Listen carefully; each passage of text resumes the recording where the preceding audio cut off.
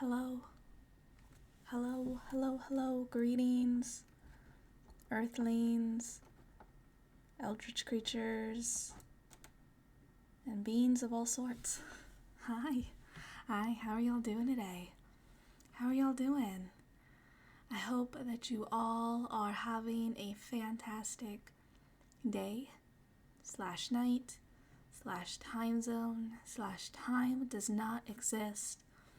That the universe is all that you want it to be, all that you need it to be, and more. Yes, hello. Hello, Echoes. Hi, welcome on in. How are you doing? I hope you're having a great time zone. And is that an egg I see? Hi, egg. Hi, how you doing? How's your internet? How's your internet coming along? I hope you're able to stream soon. I miss seeing your streams. I'm doing good. Drawing a VTuber right now. Holy heckin' heck. Whoa, that's super cool. And awesome. I hope that turns out well, and that the process is not too difficult for you. How am I? I'm doing okay. It's a nice rainy day out. A gray and rainy day, and I love the rain. I thrive in the rain, actually. I don't know what it is about, like, the wetness of rain, of, like, the air, but it's just, it's good for me. It enlivens me. Before rain starts, the changes in the air pressure, that's bad for me. It's bad for me, bad for my brain, bad for my body. But once the rain has started and it keeps on going for quite some time, that's good. That's ideal. I love the rain. I love the rain too, so much so I moved to one of the rainiest countries. Ooh. That's so cool. I hope you get lots of good rain there.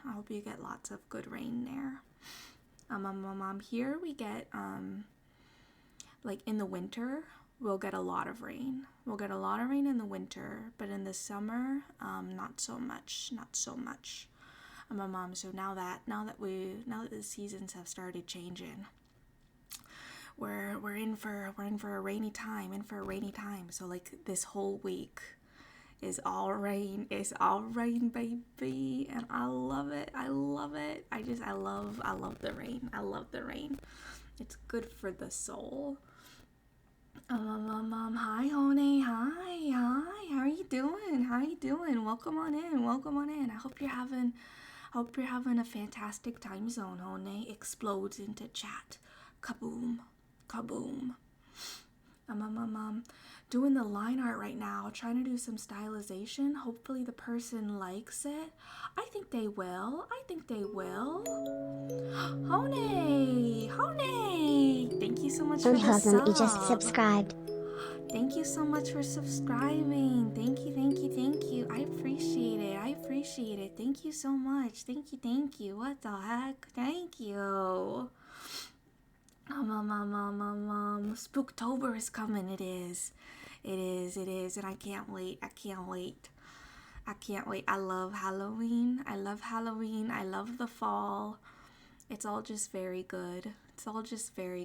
One of my favorite seasons, fall and spring, are my favorite seasons, but spring doesn't really seem to exist much anymore, which I think is very sad. I think the loss of spring is very sad.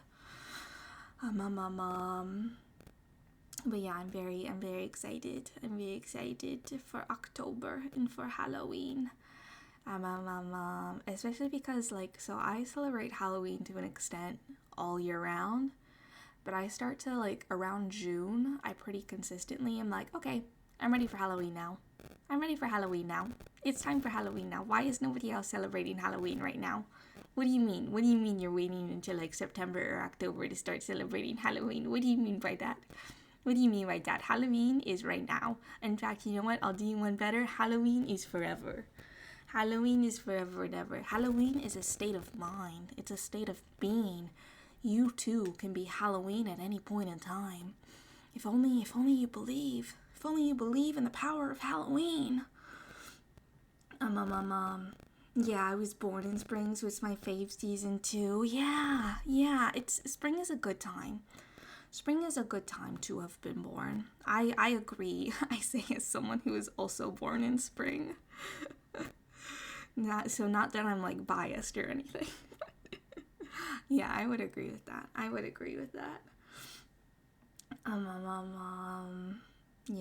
Yeah, but it's been really sad over the years to watch spring slowly just kind of stop existing. Can I use that sub I just did to redeem a small tarot spread? Absolutely, absolutely, absolutely you can. Gotta get your divination skills up. It's true. It's true. It's true. Tell me your astrological sign right now. I'm a Taurus. I'm a Taurus. I'm a Taurus. I'm a Taurus sun. Alright, honey. Alright. Let me pull out my deck here. Still using the Nightmare Before Christmas deck just because I don't got monies to get a new deck right now. Though I did look at the deck you were talking about last time and it's very beautiful and I bookmarked it. So I can come back to it in the future if I ever have monies. So last time, honey, we did for you the Eureka spread in this book. There is also a peek behind the Cyclops eye spread, which is to use when you want to find out what's happening underneath the surface of a situation or a relationship. It shows hidden aspects and themes at play to give you a fuller understanding of the true nature of things. And there's Blown to Smithereens spread. Sometimes one door has to close before you can enter the next phase of your life. This tarot spread is designed to give you the clarity you need to realize what to hold on to, what to let go, and what to expect from the future. Endings make way for new beginnings and create room for you to become your best self. Embrace them. So do you want to do the Eureka spread again, which is for to help inspire you when you're feeling stuck in a rut or bored with routine?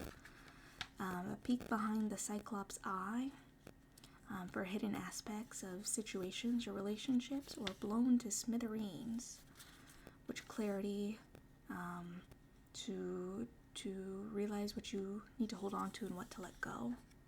Do you have a preference? Of what spread you want? Ayo, Taurus, yeah, he's a good one. I'm an Aries, can you tell? Screaming and lighting everything on fire. That's so valid of you. Let's do Eureka. Okay, Eureka spread. Alright. Let me put my book off to the side. Pull out the cards. I'm a Pisces myself. We be chilling in the back of the line. Oh. I gotta move my keyboard to make some room. Can y'all, is my mic crackling for you on your end? I don't know if you can hear that or if that's just my headphones being old and messed up. But if it is crackling, it is crackling, okay. I'll need to look to see why it's doing that. I feel like everything lately with my tech stuff is just going wrong. First it was OBS with stuff, then it was the internet, now it's the mic. Maybe I'll try turning the gain down a bit. That might make it more difficult to hear me though, so let me know. Alright, I'm gonna start shuffling.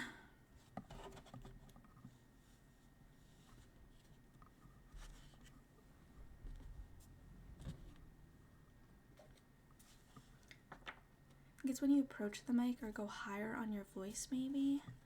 I don't know.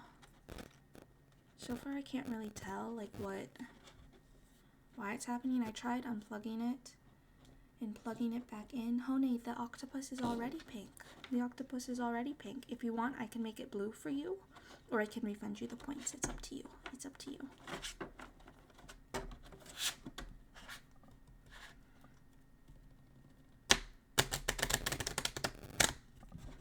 I'm really bad at shuffling.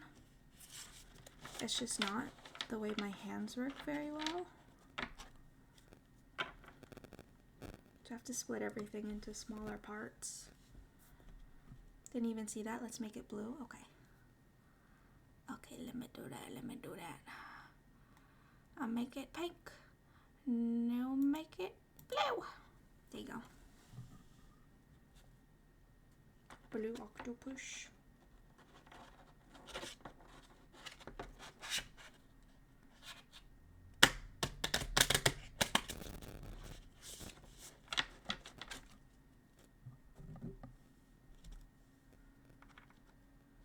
I'm currently like splitting the cards into 8 different like small stacks to then shuffle,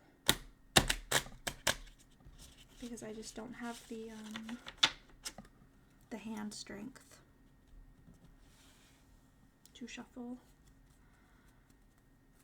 very well.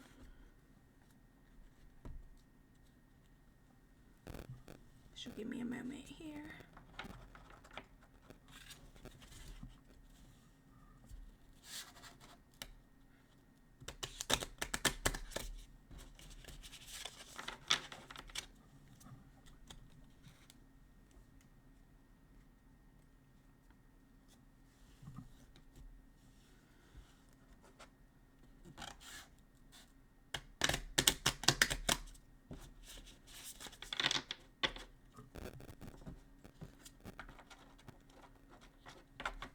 I really hope I don't need to get a new microphone. That would really suck.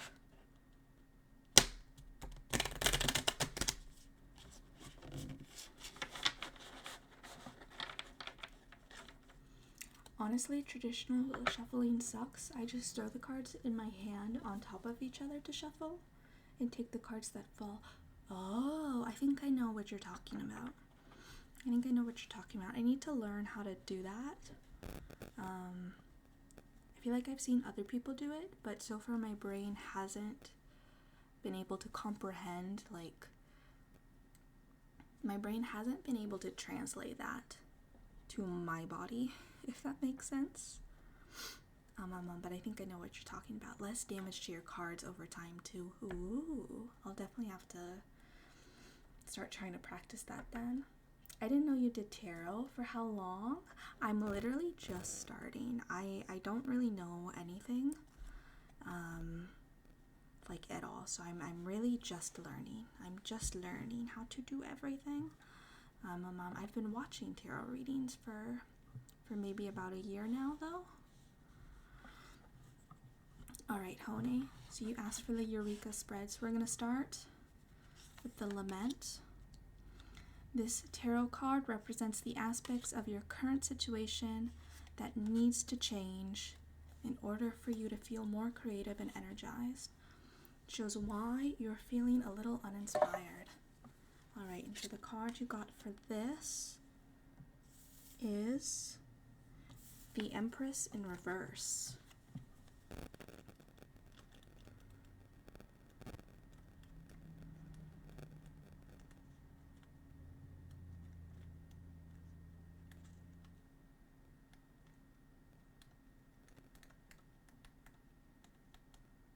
Let me flip through my little book here.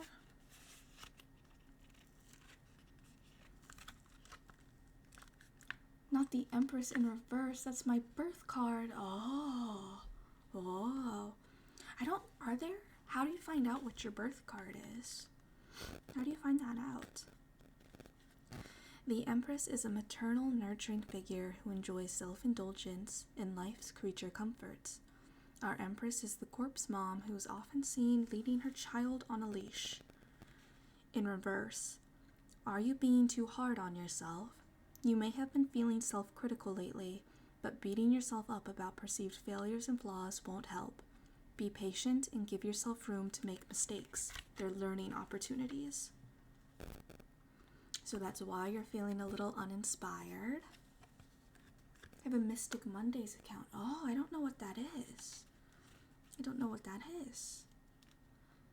So feeling a little uninspired, maybe because you're feeling a little self-critical lately, being quite hard on yourself. is what the Empress in reverse is saying.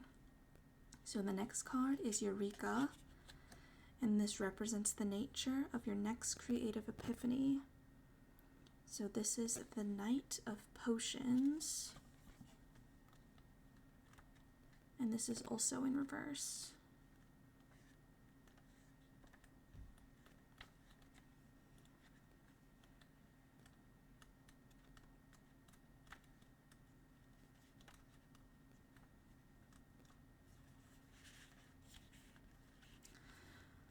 Reversed, the Knight of Potions becomes sulky, gloomy, and brooding. This is often caused by a big disappointment. Take time to really think about your options before acting on them. Relationships can get sticky when decisions are made emotionally rather than logically. So this represents the nature of your next epiphany.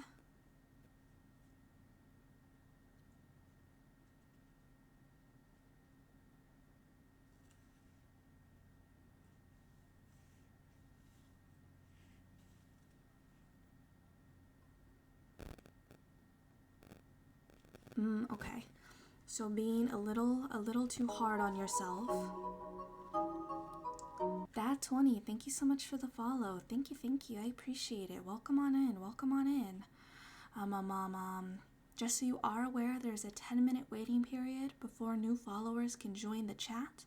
This is just to keep myself, everybody else in chat, and you as well eventually as safe as possible. So I thank you so much for your patience and your understanding. And if once those 10 minutes are up, you want to go ahead and join us in the chat, let us know how you're doing. Tell us about your day/night/time zone. Or if you want to lurk, go ahead and lurk your heart out. Do whatever feels best and right for you. Fuck is a potion? Sounds like cups to me. Maybe? That seems right. The other sweets are presents, needles, and candles. So, I mean, it would make sense for it to be cups. My fellow tarot reader mind is exploding right now. Positive. Yay. Apparently my birth cards are Justice and High Priestess. Oh, interesting. I'll have to look at that. Once I'm done with this. Alright, so what I'm seeing so far is that you might be feeling a little uninspired because you're being quite hard on yourself. Being a little too mean. Being a little too mean about yourself, not giving yourself room or space to fail, to learn, to grow, to just exist when it comes to creative stuff. And so moving forward, the nature of your next epiphany will perhaps be in realizing the way that you're feeling, your emotions, the emotions that you're feeling, the ways in which you are being too hard on yourself, the feelings that they are causing, and then maybe figuring out how to be able to sit with those feelings rather than acting on them and letting them dictate your actions or your inactions.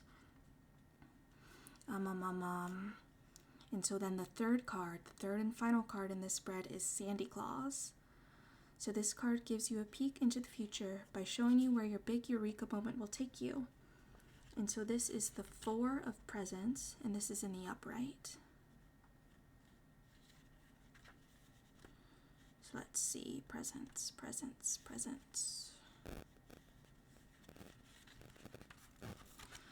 The 4 of Presents represents happiness and stability at home, at work, and within your budget. You're on track and setting yourself up for success by building your plans on solid ground. Say thanks with thoughtful gifts to those who've helped you get here. Wow. Well, that looks like a positive outcome for you. Let me know if any of that made sense at all. Again, I'm still learning. I don't know anything yet. I'm still learning. But thank you again for the sub, Hone, and thank you for choosing the tarot card reading. Helps me learn. Beatboxes aggressively. It did. Okay, good. I'm glad.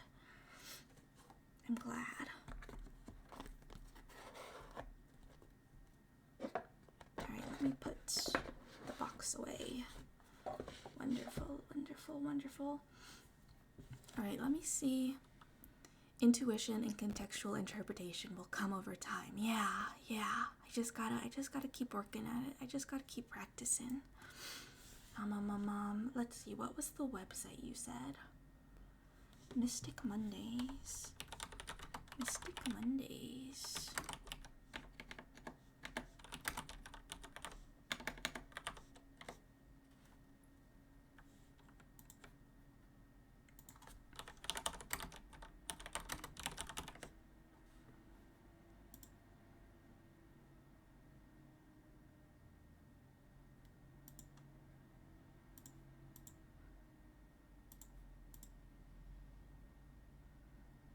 Let me see what my birth tarot card is.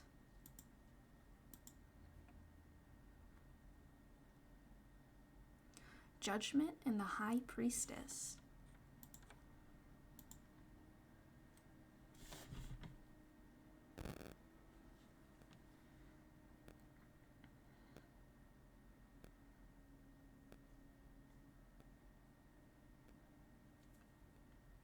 The High Priestess is a figure that sits in front of the veil, protecting divine secrets between the realms. With the High Priestess as one of your tarot birth cards, you are given access should you ask for it, and can find that you know the answers intuitively, even if you don't know how you know logically. There can be moments of questioning if your intuition is giving you the right answers, so learning to trust yourself and develop your intuitive skills is a must. And then it says the High Priestess upright keywords: intuition, serenity, divine goddess. Judgment is about awakening and answering a higher calling. Often we do this by reflecting on different chapters of our lives, taking forward with us what has worked and leaving behind what can stay in the past. The Judgment card is about stepping into the light and showing the world your gifts, often formed through deep introspection and life experiences. Judgment is also about stepping into your life purpose. And then it says Judgment upright keywords are absolution, evaluation, and reflection. Together, the High Priestess and Judgment tarot birth cards invite you into trusting the synchronicities of life to lead you to your higher purpose. And they talk about blessings here. Each tarot birth card's pairing encompasses blessings and challenges. First, let's go over the blessings. Synchronicities. The High Priestess card gives you an enhanced intuition, giving you access to information that is not as accessible to others. However, just because you have access to this intuition doesn't mean you always listen to it.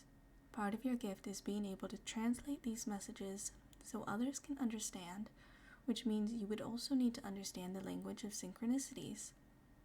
Pay attention to the signs and what these symbols mean. Number 2, purpose. With the influence of Judgment, purpose is of high importance, especially stepping into your own purpose. Part of your purpose could also involve helping others step into their purpose and embrace their higher calling.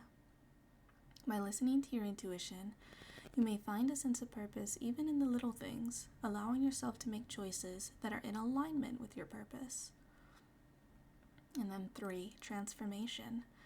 Growth involves transformation, and with the influence of the High Priestess as well as Judgment, transformation is indicated on an internal and external level. Whatever significant changes you find inside can be reflected on the outside.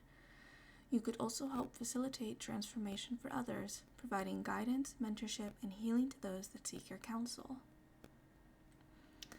And then blockages of the High Priestess and Judgment tarot cards. Ungrounded. With a strong intuitive connection, it could feel safer to stay in the spiritual realm rather than the physical realm, becoming ungrounded in the process. However, being present in the earthly realm while connecting to spirit is how you manifest your desires. Learning to balance how you walk between these realities and grounding yourself in your body can help translate these divine experiences into your everyday life.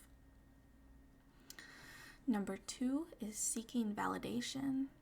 With these tarot birth cards, you can have trouble listening to your intuition and seeking the guidance of others to the point of valuing others' opinions over your own.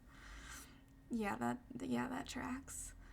The lesson is to learn the power of your authority and trusting the wisdom that you have within yourself. Every time you encounter self-doubt, look at this as a challenge to trust your intuition even more. You have a choice of which inner voice to listen to. Learn to trust the inner voice that is guiding you with your highest good in mind. And then 3, overprotective. With such powerful insight from the High Priestess card, you may become guarded with the information you hold. While it's good to be discerning, the shielding can also prevent good things to come your way and your ability to receive them.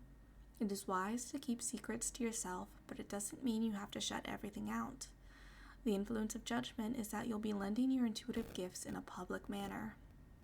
Find the balance of what belongs in your private life and what can be shared in your public life. And then guidance for the High Priestess and Judgment Tarot birth cards. Balance is key when accessing your channels of intuition and relating that information to the physical world. Trusting yourself for when it's time to withdraw and for when it's time to share with others will be an ebb and flow as you find the balance between the two. Define your boundaries of what you are willing to divulge and what you'd prefer to keep private. You choose what you'd like to keep sacred for your inner journey and how you can use your intuitive gifts to help others access their inner world. Very cool. That was awesome. Here I'll put the link to the finding your or calculating your tarot birth cards in the chat. So if any of you are interested, you can do it too. Wow. Fun learning times. Fun learning.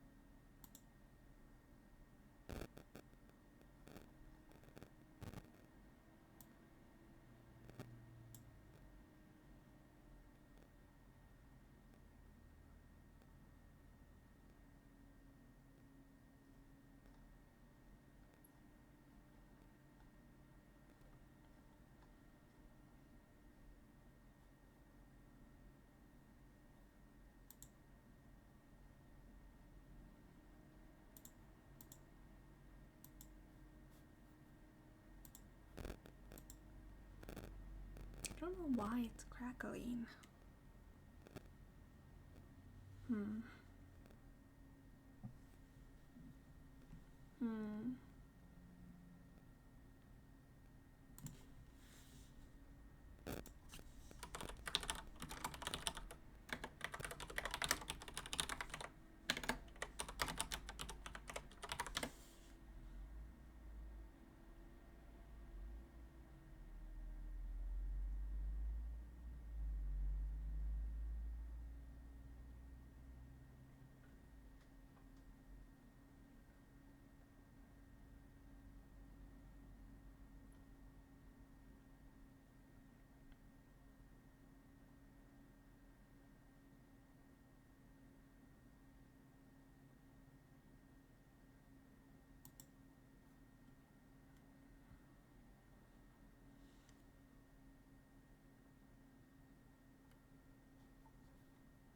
I'll have to figure that out after stream. My apologies about the crackling though. That's really annoying. It's really aggravating. Actually, you know what? Let me try unplugging it and plugging it back in. So I'm just gonna mute for just a second.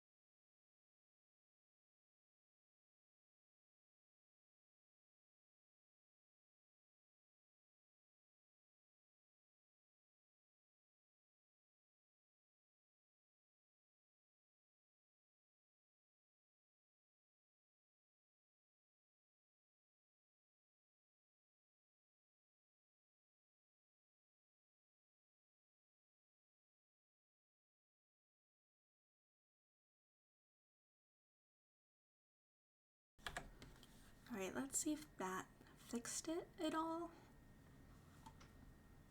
I just unplugged it again and plugged it back into the same USB port.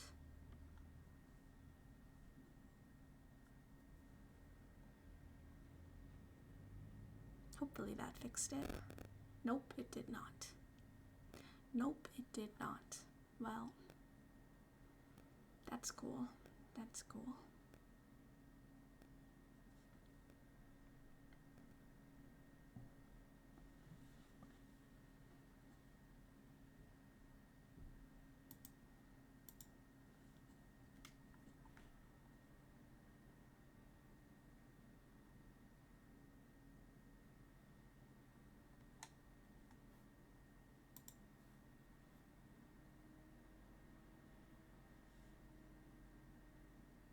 Thank you for the meow redeem, Thad. Thank you, thank you.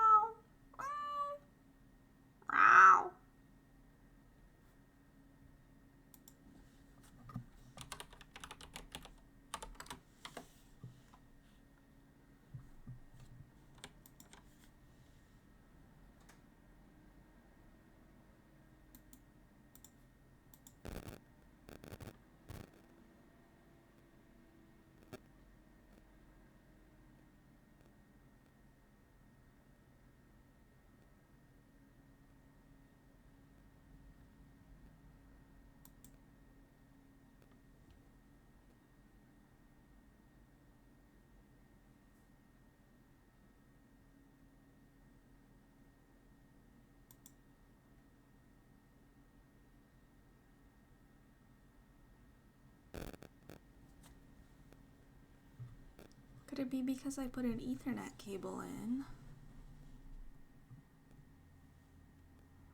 Because I did just set that up yesterday to try and solve the Wi-Fi issue.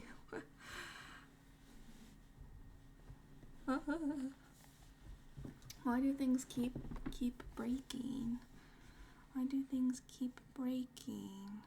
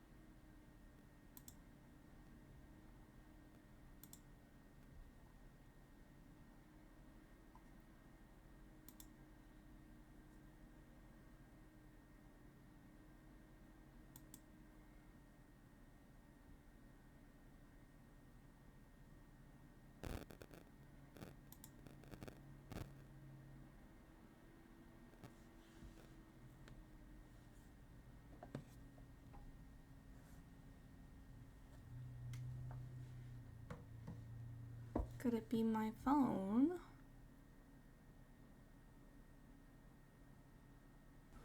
I send greetings on behalf of the people Mabu's of Theater our created planet. my stream with 11 We viewers. step out of our solar Mavis, system thank you so much into for the the universe, raid. Thank seeking you, only thank peace you. and friendship, Thank you, to thank teach you, if thank we are you. What called were you upon, doing? to be taught What were if you we are doing fortunate. today? Let me get you a shout out. We know full well that our planet and all its inhabitants are but a small part of this immense universe that surrounds us, Everybody go and it is with follow humility Mavis. and hope that we take this step. The Pokemon and more Secret of Mana. Ooh, how was that? How was that? I hope you had a nice fun time. Hope you had a nice fun time with that. Thank you for the raid. Lunchtime before next stream. Yes, yes, yes. Go, go, go. Go eat food. Go eat food. Go get yourself a nice lunch. Thank you again for the raid. I appreciate it. I appreciate it. Welcome in, raiders. Welcome in, welcome in. If you don't know me, I'm Dizzy, your local eldritch creature who does a little bit of a lot. I'm an alien face siren and a symbiont. And I'm still trying to find my place in this big old universe, but here on Twitch, I stream a lot of visual novels, RPGs, action adventure games, as well as some art, some writing, and what we're doing today, some ASMR. So it's so nice to meet all of you. I hope you're all having a fantastic time zone. But yes, welcome on in. Hi, Lost and Disembodied. Hi, how you doing?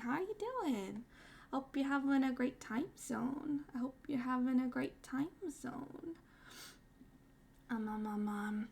Currently we're trying to figure out my microphone. So I've been having a lot of technical issues lately. So first it was my OBS, and like Twitch, disconnecting. So then it was splitting my VODs into two. So then I fixed that. I changed my OBS settings around. I fixed that. And then I've been having issues with my internet. So dropping lots of frames, getting a major delay. I changed some settings in OBS, thought that fixed it, but then the problems kept occurring. So I just yesterday, literally yesterday, I set up Ethernet. So I'm running from my modem or my router or whatever it's called to my computer now, and hopefully that fixes that issue. But now today my microphone it's been crackling a little bit. It's been crackalackling a little bit. So everything just keeps breaking, and I don't know why. So I've been trying to figure out the microphone, but I haven't heard it crack in a minute now since I moved my phone away from the mic. So maybe that was the issue. Maybe it was just that I had my phone too close to it. Oh yeah, Ethernet is the way to go. I hope so. I hope it fixes the issue. That's my hope, certainly. I'll be very sad if it doesn't and the internet keeps pooping out on me, because that's no fun. But yeah, so I've been trying to live troubleshoot why my microphone is crackling at the moment. But maybe it's been fixed now. I don't want to jinx myself, but yeah, these ASMR streams, they're ASMR and just chatting, so they're very go with the flow. If y'all have stuff you want to talk about, we can do that. I have some different books that I can read. I have The Little Prince, I have Alice in Wonderland, I have a slightly more academic book about kinship, belonging in a world of relations, volume 1 about the planet. That's pretty cool. If you cheer, sub, gift sub, or tip me on Ko-Fi during an ASMR stream, you can also choose one or two things from that handy dandy Google document that is pinned at the top of the chat. You can choose one or two of those things. But yeah, the ASMR streams are very just kind of go with the flow. They're very go with the flow. Yes. But thank you again for the raid, Mavis. Thank you. I hope you have a yummy and delicious lunch, and that your next stream goes good as well.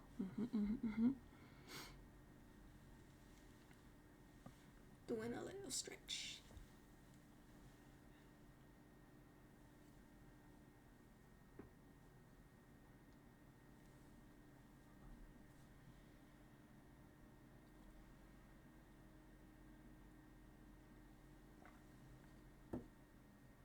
also gonna take a drink of water. A bowl of water. A bowl of water.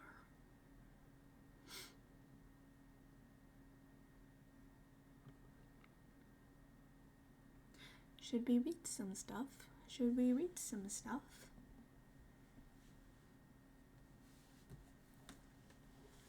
Let's maybe read a little bit from Planet, because I like this book, and there are 4 other books in this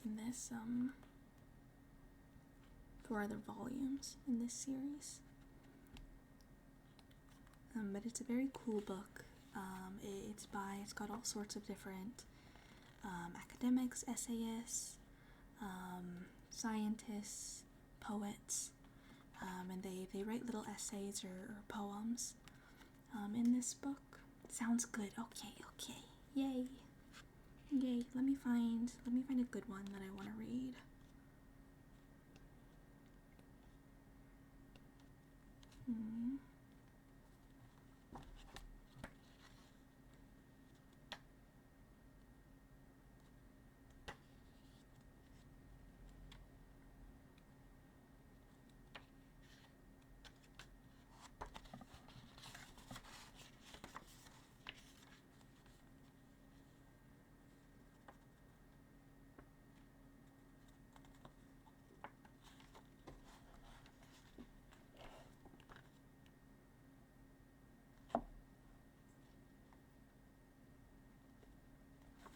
Alright, so this is a poem. This is Remember by Joy Harjo. Remember the sky you were born under. Know each of the stars' stories. Remember the moon. Know who she is. Remember the sun's birth at dawn, that is, the strongest point of time. Remember sundown and the giving away tonight. Remember your birth, how your mother struggled to give you form and breath. You are evidence of her life and her mother's and hers. Remember your father, he is your life also. Remember the earth whose skin you are, red earth, black earth, yellow earth, white earth, brown earth, we are earth. Remember the plants, trees, animal life, who all have their tribes, their families, their histories too. Talk to them, listen to them, they are alive poems. Remember the wind, remember her voice. She knows the origin of this universe. Remember you are all people, and all people are you. Remember you are this universe, and this universe is you. Remember all is in motion, is growing, is you. Remember language comes from this. Remember the dance language is, that life is. Remember. And then I had a little footnote here that says, reminds me of Octavia Butler's Parable of the Sower. All that you change changes you.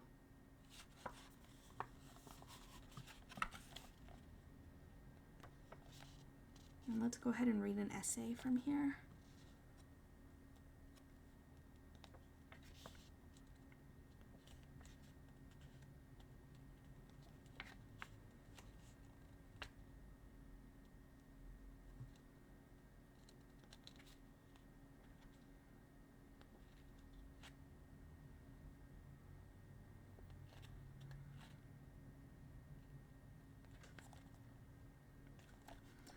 Alright, so this is Kinshape by Andrew S. Yang. 5 years ago, I recorded a conversation with my mother, Ellen Yang, and another with an astrophysicist, Jeff Oshie, as part of a project called Interviews with the Milky Way.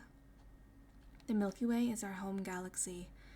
From our terrestrial perspective, it appears like a distant expanse out there, when in fact our planet and its solar system are nestled deep within it. This means that every pebble and poem, person and pinecone is just as much an authentic manifestation of the galaxy as any blazing star or unsparingly dense black hole. And so, to quote-unquote interview the Milky Way needn't be something done figuratively, a metaphor for examining a far-off constellation or law of physics. I can literally interview the galaxy simply by talking to my mother, a part of the universe who also bore me into it. What emerges from such an interview, from the point of view of the galaxy, would therefore be a sort of self-inquiry an inner dialogue of a kind. Excerpted here are fragments from that conversation. Child: Okay, this is recording now. Mother: Oh? I'm supposed to be serious? No, it's just a conversation. Oh. What's my context? Where am I? Just with me in a room. It doesn't matter so much. In an office? In Chicago? Exactly. Astronomers claim that the Big Bang brought time and space into being. In their absence, there was no where or when to speak of, and consequently no relationships of any sort. Now and then, here and there, this and that are discernible only within the territories of difference that time and space create between things. In this metaphysics, difference and distinction turn out to be exactly what allow everything to relate to anything else. Logically and paradoxically, it is only through the precondition of separation that connection and kinship are possible. Think about the entity from which the whole universe emerged through that Big Bang. Cosmologists call it the initial singularity, or IS as an acronym. The singularity would seem to have been infinitely singular given that there was absolutely nothing else in existence to keep it company. So utterly unrelated to any other thing, the initial singularity was axiomatically alone. What am I? Where am I? Those questions couldn't even be asked until after the universe arose. Child: I wanted to ask you some questions, and I guess my first one is what your very first memory might be. Mother: There's a photo of me at 3 years old sitting on a bench with my brother, who was about 1.5 years old. We're sitting next to each other smiling. I think that's my first memory, but it might be because I saw the photo. I always date my first memory to that one at about 3 years old. In my mother's first memory, she is not alone. She is sitting with her little brother, separated from him by the small space between them on the porch, and by the 18-month difference in when each one of them became fully fledged parts of the galaxy. But my mother worries that perhaps this first memory is a false one, seeded into her mind by a photograph. The mind's eye and the camera's eye captured a moment that appears almost too much alike, with a similarity between the two that feels uncomfortable and deceptive. She wants to know the cause and effect of photography relative to memory. Which is the original and which is the copy? Was it a flat image or a lived experience that shaped her recollection? It is a question of origins from the very beginning. What shape was the initial singularity in its solitude? Can we even try to understand what it could have been by imagining its form? But since the shift of any shape is a matter of time, and the curve of any shape is a matter of space, it's not clear how the singularity could have even had one. Without space-time, shape is not even a concept. Although the initial singularity was doubtlessly shapeless, the universe now is abundant with shapes: sand grains, blue flames, snail shells, tadpoles and clouds, tendrils, spirals, orbits, and waves ad infinitum. Mathematics can relate every shape to every other shape by similarity, equation, or transformation through matrix algebra and foundational geometries. But running throughout every shape is an even deeper and mutual relationality born of our shared genealogy. All are descendants of that self-same initial singularity. The universe full of shapes is a folding and unfolding family of brothers and sisters, parents and children, with each and everything necessarily related within the entangling kinshape of space-time. Kin, gene to give birth, and ship, sip to shape. Relationship, friendship, kinship, every ship is an expression of shape. Child: When you were a child, did you ever look up at the stars? Do you have any memories of doing that when you were young? Mother: Oh yes, we were trying to see the Milky Way. The Milky Way in particular? I'm trying to think. What's that constellation that goes like that? Big Dipper? Ah, yes, then it was the Big Dipper. We were looking for the Big Dipper. Where I lived, the sky was clear. On a summer night, or even in the winter, you could see the stars. I don't know if I could see the Milky Way.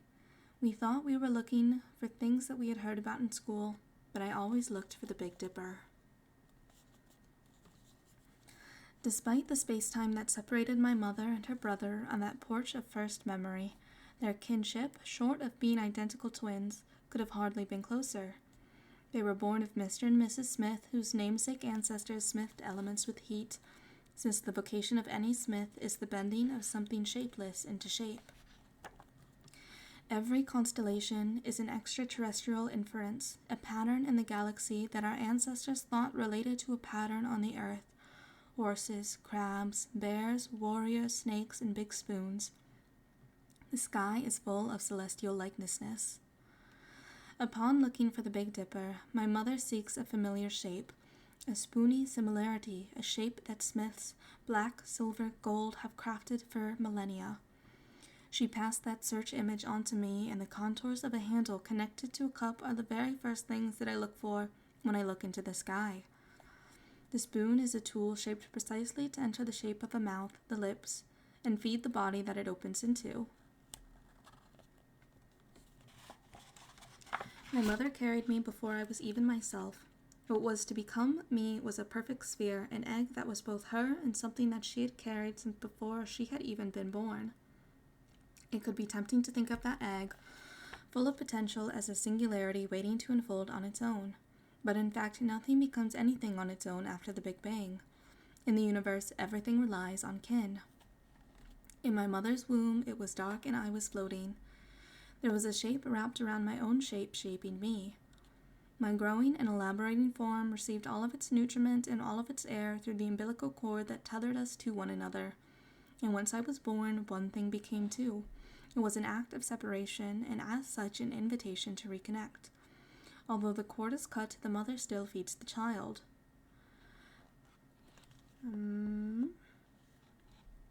Child, when you hear about the Milky Way, what does that evoke for you? We'll skip ahead a little bit, because this is actually longer than I thought. Carl Sagan observed, "Some part of our being knows this is where we came from, and we long to return. And we can because the cosmos is also within us. We are a way for the cosmos to know itself." When my mother was a child, she saw so many stars and so many shapes, even if she didn't recognize them. Tonight, as I write this, I look skyward to a human-made glow emanating from street lamps and buildings that envelops my field of view, and the lights of a line of landing airplanes blink directly overhead. Darkness is almost a complete stranger here, and on this night, my daughter Stella turns out to be the only star I can see in the city. She has yet to see the Milky Way in the sky. I don't know if she will inherit the desire to seek out the Big Dipper, Orion the Hunter, or the Seven Sisters, who are all there, yet increasingly invisible. The Milky Way is our extended being, the context through which we are something more than a singularity. It reminds us that we are not axiomatically alone, either in the universe or here on Earth. Although I am grateful for the myriad telescopes, detectors, and probes that grant us detailed cosmic introspection, without the chance to see the rest of the universe with our own eyes, we lose the most intimate and embodied means for us to know that larger self. If our terrestrial connections are made stronger through the extraterrestrial, then the night sky has the potential to be an expansive and unmatched looking glass. Our obsession with artificial light risks extinguishing the galaxy from our lived experience, and the loss of a kinship as old as the universe itself. I want to live on a planet with perspective, a vantage from which new relationships are given the space to take shape. The constellations will constellate, space-time will take its time. In a universe full of universalings, here and there, past and future, we will continue to seek out all of our close and distant relatives, no matter what shape they may take. So we do have an ad.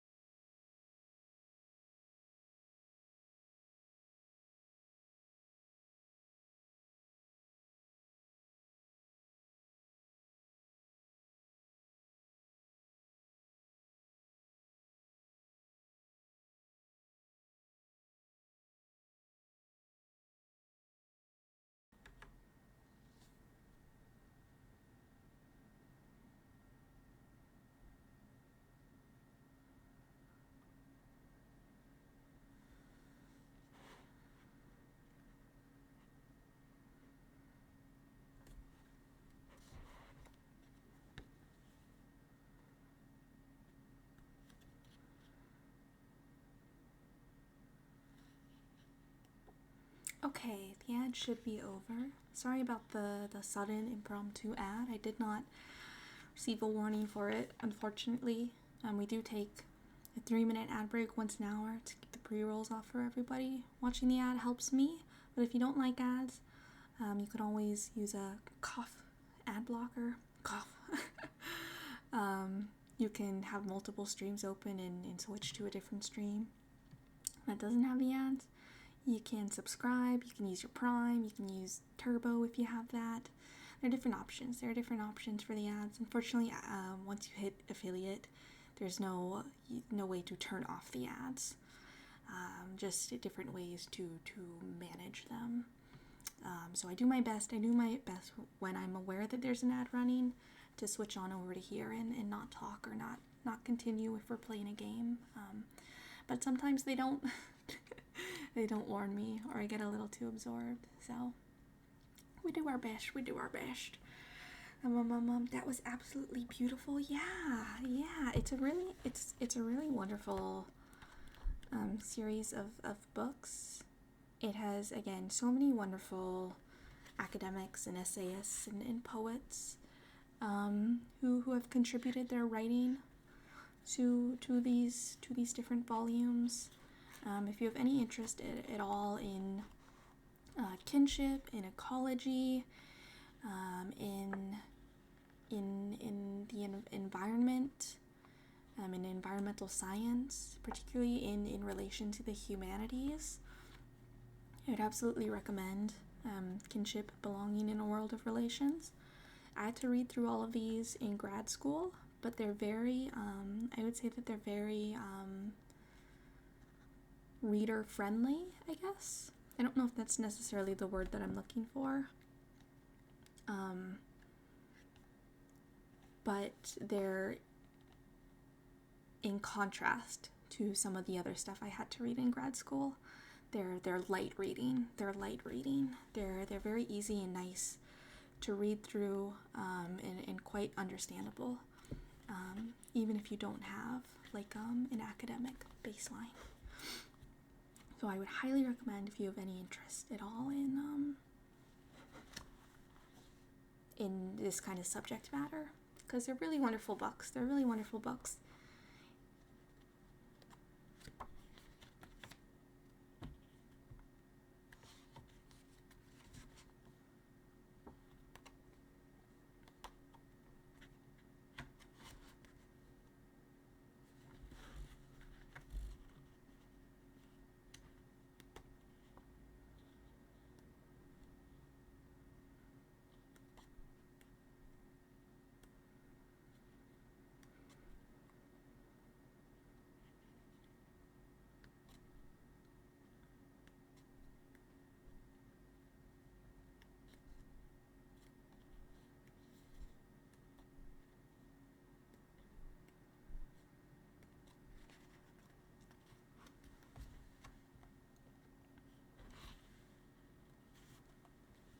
Here's another essay.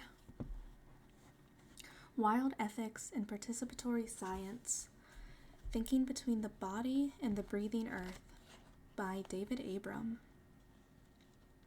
The term ethics is commonly equated with a set of rules or principles for right conduct.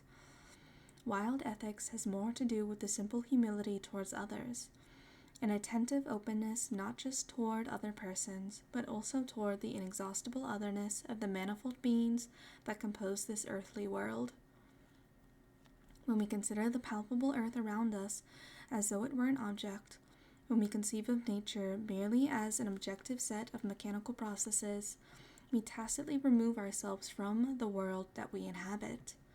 We pretend that we are not palpable creatures co-evolved with the rest of earthly life, but disembodied minds pondering reality from a godlike position outside that reality. In this manner, we free ourselves from any responsibility to the rest of nature. We give ourselves license to engage other animals, plants, and natural elements as a set of resources waiting to be used by us, as a clutch of fixed and finished entities waiting to be manipulated and engineered to suit our purposes. To look upon any entity only as an object is to sever the possibility of real relationship with that being, and so to forestall any need for ethical reflection. If, however, we acknowledge the myriad presences around us not as objects but as subjects in their own right, as open-ended beings with their own inherent spontaneity and active agency, then we swiftly become aware of the relationships that we sustain with those beings. For only then, when we recognize the things we experience as sensitive beings like ourselves, do we notice that we inhabit a common world. And in truth, it is not only the other animals and plants with whom we actively share this world, it is also mountains and rivers and storm clouds, the asphalt street underfoot and the wind surging around the skyscrapers. Every aspect of the sensuous surroundings can be experienced as an active, animate power, able to sense the beings around it and to influence them in turn. When we speak of earthly nature in this manner, not as a collection of passive and determinate objects, but as a community of living subjects, we straightway begin to feel ourselves as members of that community and to wonder about the quality of our relations with the other beings in our neighborhood. Sorry, I bumped the microphone. The intuition that we inhabit a breathing cosmos, the awareness that the sensible things around us are, like our own creaturely bodies, sensitive and perhaps even sentient powers, is common to the discourse of virtually every indigenous, traditionally oral culture. For in the absence of intervening technologies, the unaided human senses cannot help but encounter the world as a tangle of animate, expressive beings. Because we are bodily creatures thoroughly embedded in the sensuous cosmos, we can encounter things only from our limited angle or perspective. We never experience another entity in its totality. We can never completely penetrate or plumb the secrets of another being. Each thing that we perceive has its accessible aspects and its hidden aspects, its bright facets that capture our attention and its unseen dimensions that lure us deeper into participation. Hence, our perception of any presence is not an instantaneous event, but an unfolding dynamic. A living interchange wherein a thing first catches our eyes or suddenly beckons to our body, to which we reply by focusing our gaze upon it or reaching out to touch it, whereupon the thing replies by revealing some further facet of itself. And so we are drawn even deeper into dialogue with the unique allurement of this boulder or that fungus-ridden tree stump. Direct sensory perception reveals the things around us to be not inert or inanimate chunks of matter, but enigmatic elemental presences with whom we find ourselves in relation. To speak of the world as a clutch of inanimate and mechanical objects is therefore to deny our actual experience. It is to avoid and to stifle our spontaneous sensory encounter with the world in favor of a set of mental abstractions. It is a way of speaking and thinking that closes our animal senses. To speak of the earth in contrast as a living field of relationships between beings, each being with its own openness or creativity, is to speak in accordance with our senses and with our spontaneous bodily experience of the world around us. It is a way of speaking and of thinking that enhances our sensory rapport with the sensuous terrain.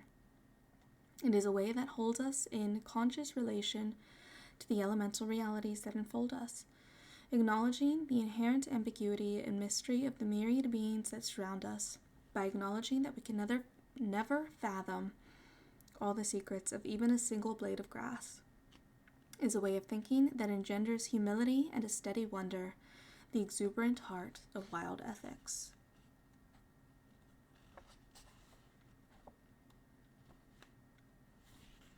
Let me see how long the rest of this essay is.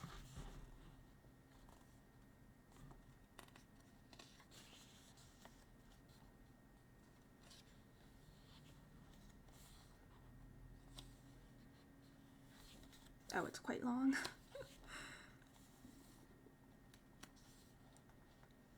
Well, that was the first little bit of it anyways. But there's lots of good stuff in this book.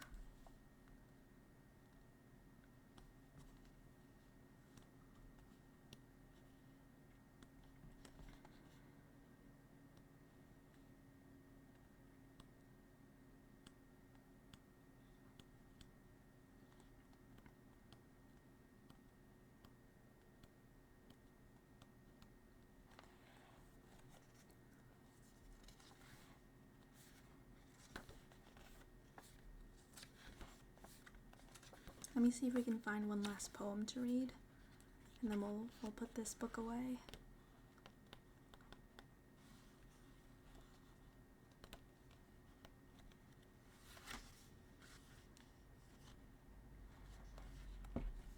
Alright, this is Shadow Dancing with the Living and the Dead by Brenda Cardenas. Flexing like acrobats, twined reeds bend into 6 mammoth rings. Anchored willow branches shoulder this universe, its planets entering each other's orbits. A bent line is stronger than a straight one. Approach, and ellipses shift to circles, locking arms with their shadows, while blocks and worlds away, men orphan themselves tear through one another. When we enter the constellation, it turns to labyrinth, spiders stretching sky, bridges from branch to branch, swallow tails drifting between loops, lawn beginning, its journey back to prairie, where I lie in a crescent moon nest. Nearby, fists grip gloves, train triggers to split and shatter, break ground for graves, never enough jute to suture ourselves together. Soon birds will tug at twine, insects eat of the hairy reeds, winds may loosen and sunder, but today you have found your way to the center. When I meet you where you stand, our shadows intersect.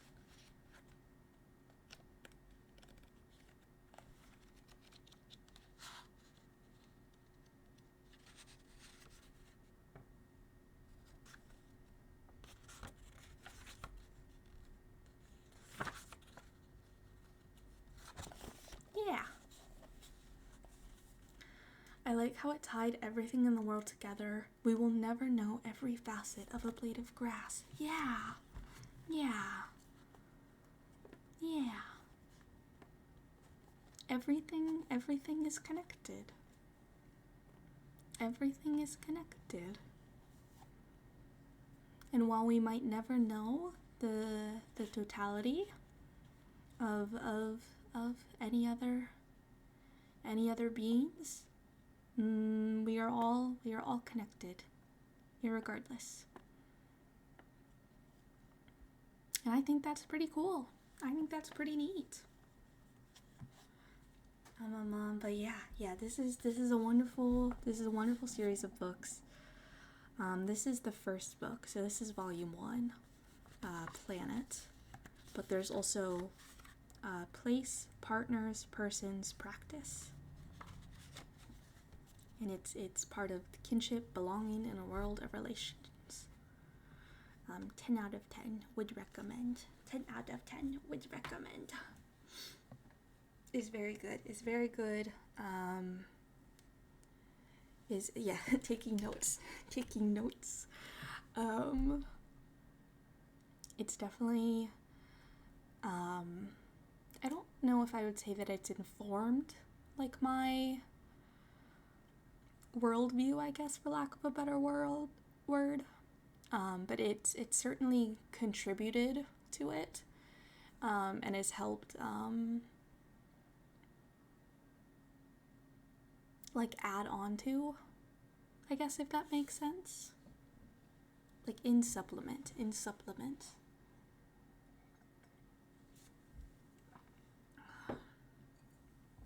Expand. Yes, that's a good word. That's a good word. But it's a really, I love this book series. It's very good. It's very good. And I feel like a lot of the stuff in it just has a very nice, like, flow of words to it as well, which makes it very easy for my brain to read. So I quite like it a lot. I do have other books that are I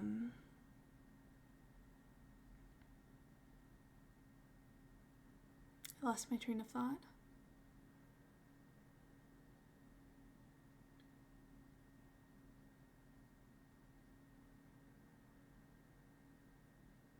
It's gone forever. Well, anyways.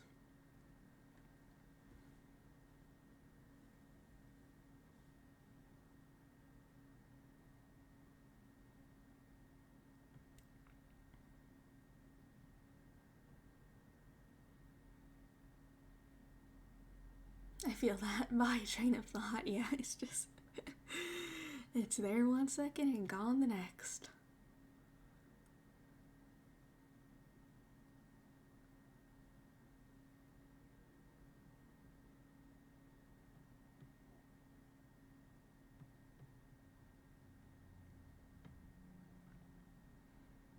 I think moving the phone away has stopped the microphone crackling. So that's interesting.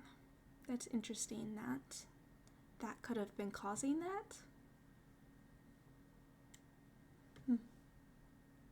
You learn something new every day.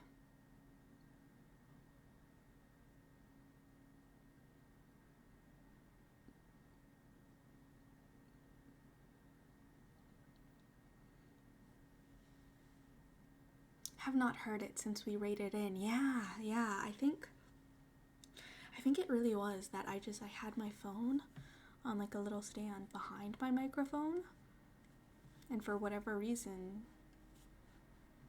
since having moved the phone away, it stopped crackling. So I think that must have been the cause of it, though I don't understand technology enough to know why. And we're still on the ad screen as well. I've just realized that. There is not an ad. There is not an ad. Oh, that's the wrong screen. Whoops. This is the right screen. This is where we're meant to be. There was not an ad for most of the time we were on that screen. It got a little silly, and I forgot to switch us back to my just chatting screen. Though really the BRB and the just chatting are kind of the same, except the BRB screen has the text that says add frowny face. I didn't notice I was listening. Yeah, they're basically the same. They're basically the same scene. I don't know why I have that as separate scenes. Doesn't make much sense. I do at some point, I think, need to make just like a straight up BRB screen, one in which like I am not on there.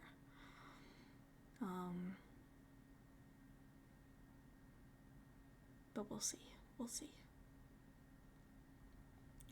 I feel like I had one at one point that was like similar to the way the starting soon and ending soon screens look, but I'll have to see if I still have that. Because I feel like sometimes it's a little confusing for the BRB, the ad screen, to still have me like be on there. So I've got to see if I can find the old original BRB screen that I had and bring that back. It's okay, take your time. Yeah. Everything in due time. Everything in due time. Slow and steady. I've very slowly been adding things over time. So like I just recently added the what would it be called? Like the channel points like image, the little radiation sign. I just literally the other day added that one in.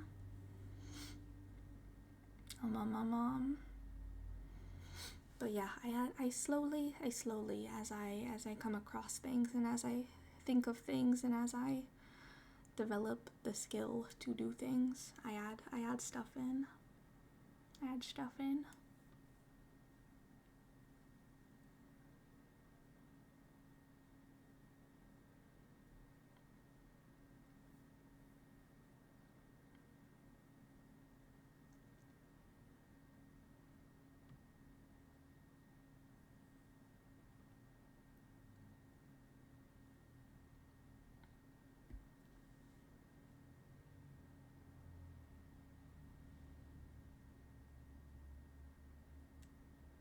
I feel like I had a thought while I was reading of something I wanted to look up. Like I was remembering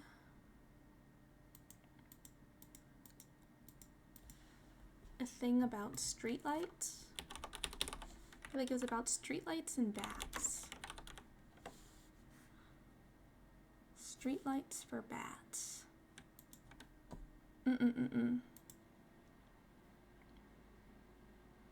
Bat-friendly lights show how to make cities safe for nature. This is from 2018, so quite a few years ago. A Dutchess town's new red streetlights are designed to make sure they don't bother bats and are just as helpful to humans as regular white lights. If you walk down the sidewalk in a new neighborhood in the Dutch town of, I don't know how to pronounce this, New Coop, maybe? At night, the pavement glows red. The neighborhood, a nearly complete development of dozens of homes, happens to be next to a nature reserve home to threatened species of bats, and it's the first in the world to install new bat-friendly streetlights. Bats don't see red light as particularly bright if they see it at all.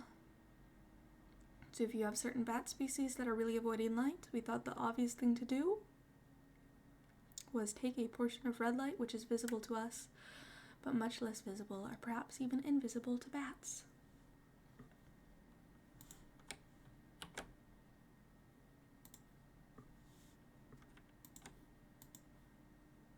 That's cool. Yeah, it is. I wish more places would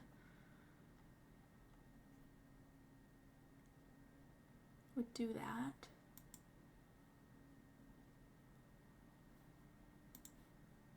Let me see if I can find a good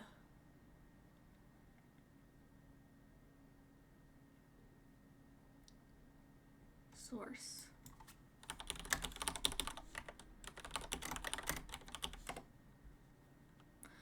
I like the way that the red streetlights look better.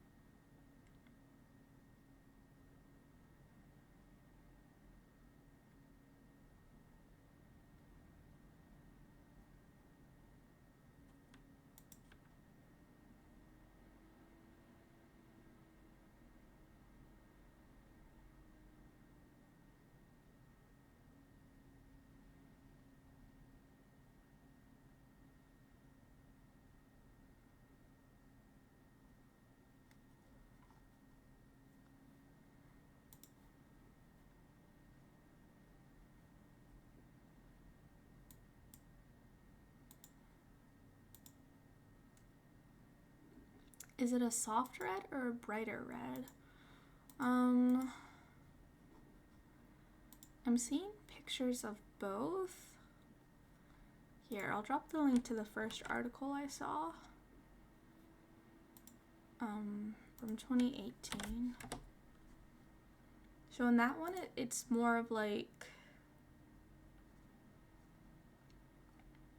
to my eyes, that feels softer. But then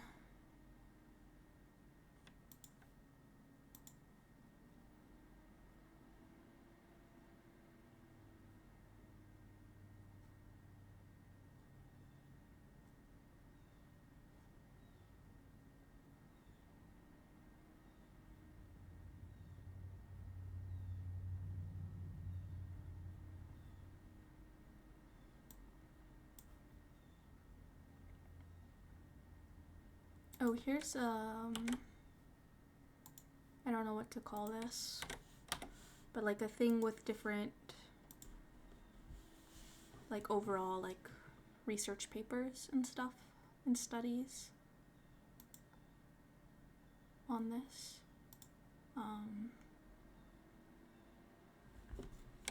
But I did see another picture where the lights were very red.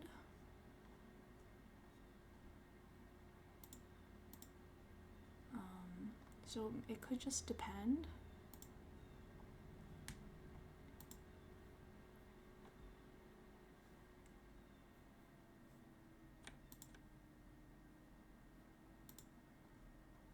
this is the other thing that I found, but this is, I don't know how much I would,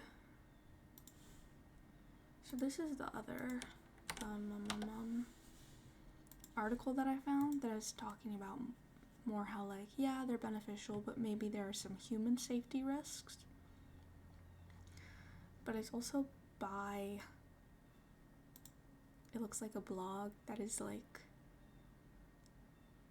sponsored by like a lighting company, you know? So I would be wary of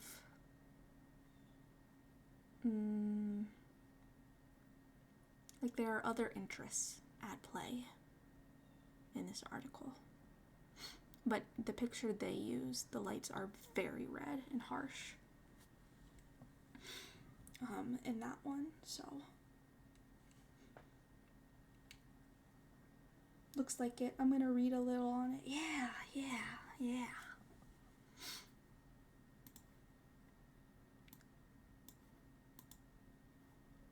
Definitely the ones in the first article though. Those lights, those lights are they seem a lot softer and quite nice. I send greetings on behalf of the people Shadows of our Proxy planet. rated my stream with 8 We viewers. step out of our solar system into the universe seeking only Thank you peace so much and for the friendship raid, Shadows. to Thank you, teach thank if we are called upon, How was the to be rest of taught Project if we are Zomboid? Let me fortunate. get you a shout out.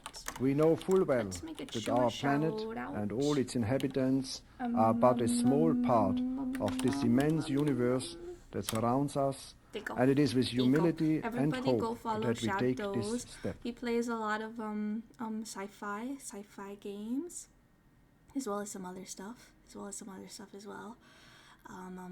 But today he was playing some Project Zomboid. It was good. We got a katana. Oh, sick. That's awesome. That's really cool. Thank you so much for the raid.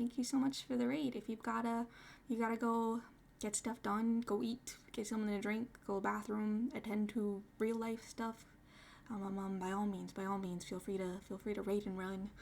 I appreciate the raid. Hi raiders, if you don't know me, I am Dizzy, your local eldritch creature who does a little bit of a lot. I'm an alien face siren and a symbiont, and I'm still trying to find my place in this big ol' universe. But here on Twitch, I largely stream visual novels, RPGs, action-adventure games, as well as some art, some writing, and what we're doing today is a little bit of ASMR. So yes, welcome on in. And thank you again for the raid. Thank you.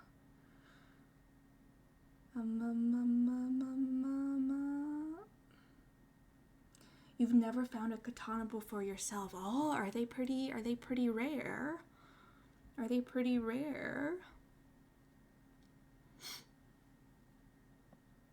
feel like a sword or like a katana would be a good weapon to have in a zombie apocalypse. Well, I guess maybe it would depend on if you know how to like use a sword. I feel like if you don't, then it could be actually quite dangerous, but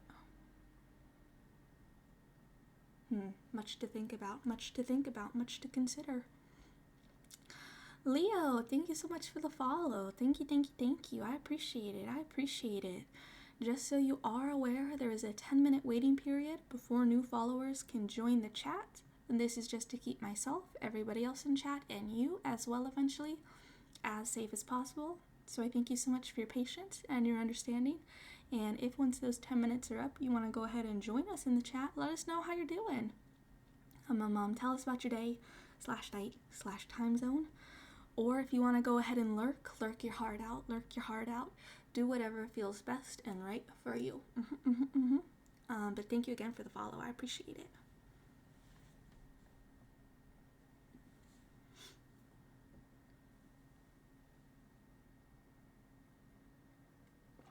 Go and drink some water.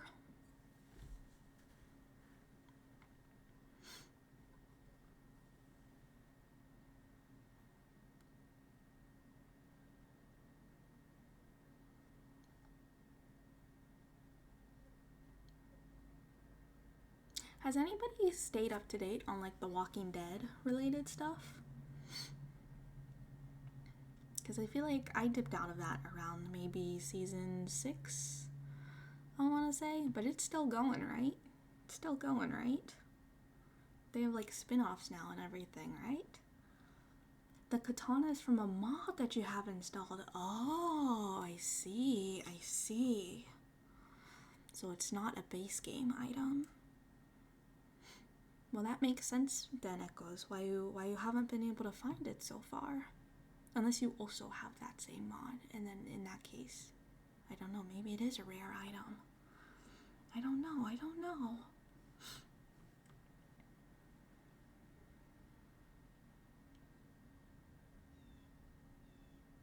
One of my favorite, favorite might be a stretch. One of the things that I do sometimes when I'm like in a new space is I will think about if a zombie apocalypse happened, what could I do with this space? Like, how feasible would this space be to like make safe? And like, could I grow food there? Could there be animals there? Is it like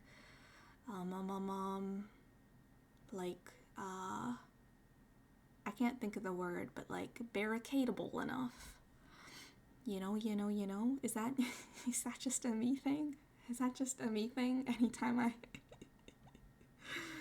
walk into a new physical space, I assess to see just for funsies how survivable that space would be in a zombie apocalypse. Is that just me? Is that just, tell me that's not just me. Tell me that's not just emergency planning. Yeah, in case of emergency. And also for fun. I think it's a fun thought exercise. I don't know how else to put it. Like, it's just neat. It scratches a little itch in my brain to be like, how could I grow food here? How survivable would this space be in the short term, and how survivable would it be in the long term? It's just fun. It's just neat. I stopped watching after the CDC exploded because it had a failsafe in it. Oh, so you stopped watching at the end of season 1, right? Because that was the finale of season 1. Whoa, so you missed so much. Whoa. Being resourceful, yeah.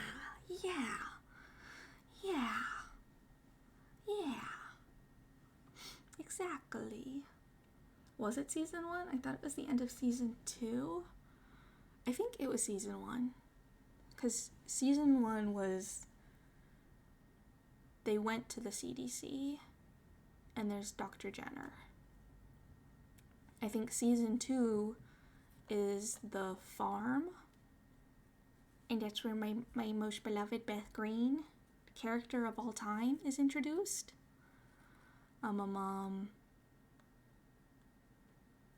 And then I think season 2 is the farm gets destroyed. And then season 3 is on the move and the prison. And I think season 4 is the prison. And then season 5 is when they killed her. They killed her. They killed her. My favorite character. They killed her.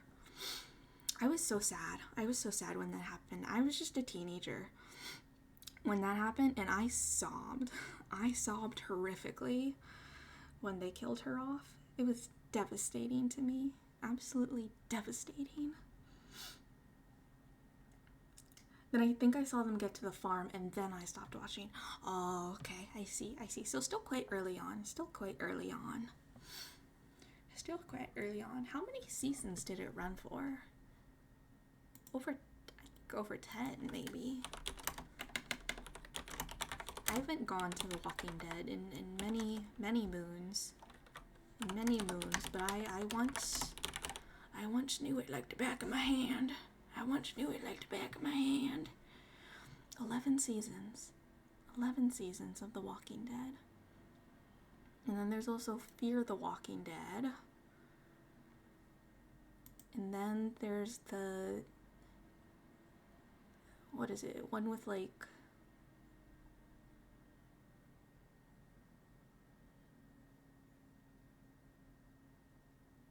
oh, there are so many spin-offs. Oh, there are so many spin-offs. Oh.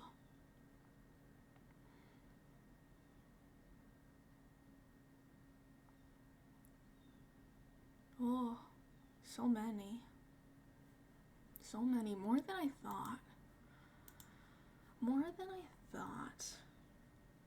I think The Walking Dead unfortunately kind of fell into the thing that many shows do, where they go for too long. They go for too long, and the quality just goes down the drain. My big thing with it was that they ended up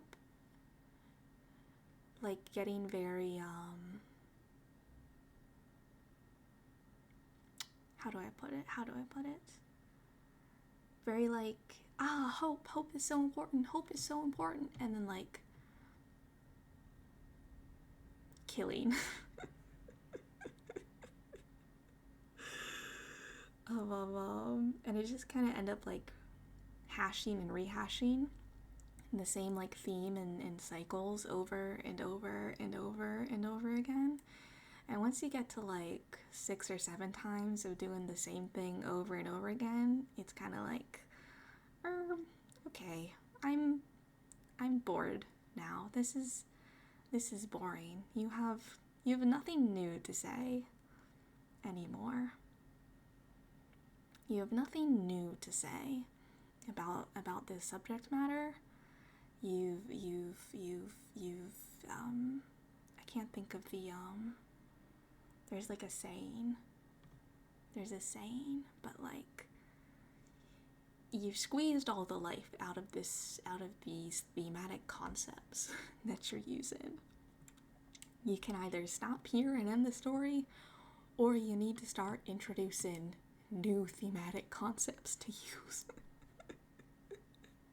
Beating a dead horse, that's the saying. That's the phrase.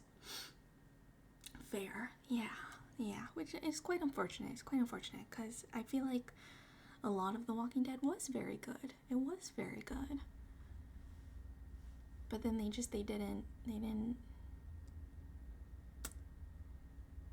got a little too stuck. In doing the same thing over and over and over and over and over again.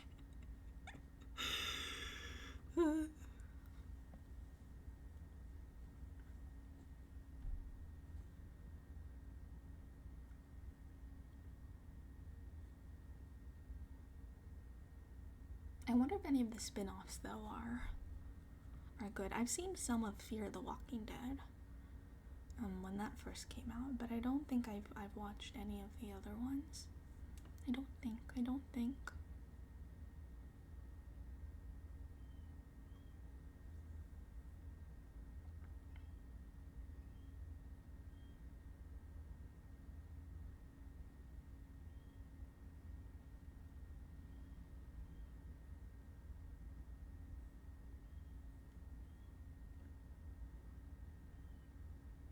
What are y'all's favorite shows? Do you have a favorite television show? I feel like I'm always on the lookout for stuff to watch, because I can't do too much. I can't do too much because of my pain and fatigue. So I'm always watching stuff. But I've run through a lot of TV shows. At least the ones that I'm like interested in.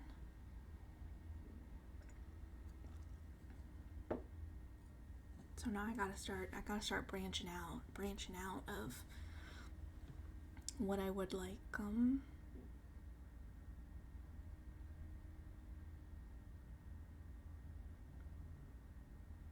lost my train of thought again. It's gone. It's gone forever. Goodbye, train of thought. Goodbye. Goodbye.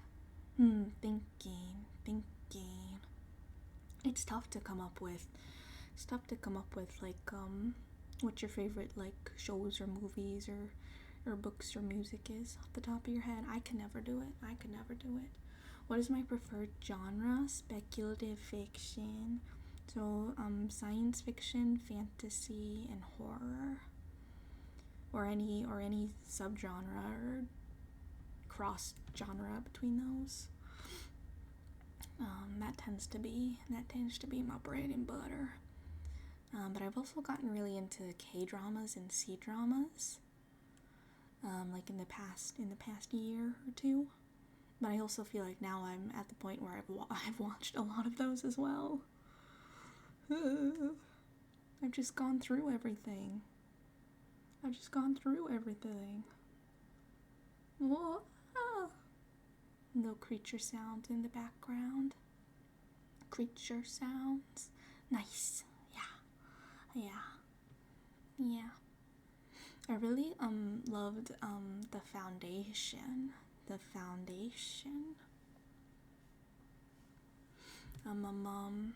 But then again, anything that has Jared Harris in it is just chef's kiss. The Foundation, The Expanse, The Terror. Need I go on? I love all of those shows so much. So much. Praximos, my babies, my little babies.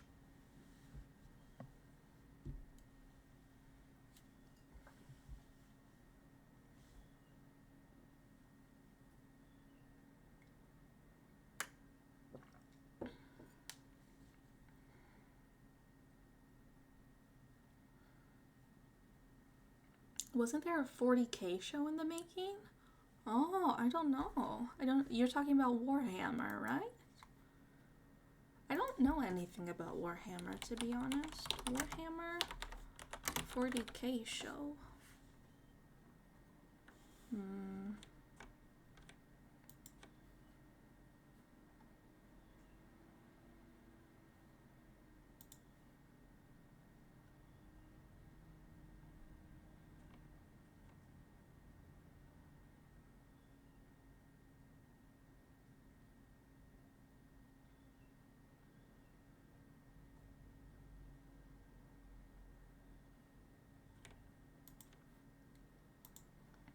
Let's see.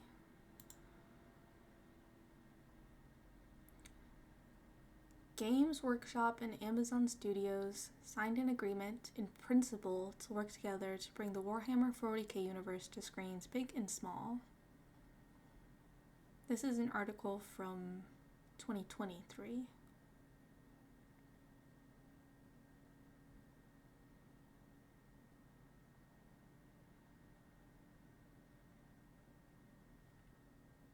Doesn't seem like there's been any updates since then, maybe?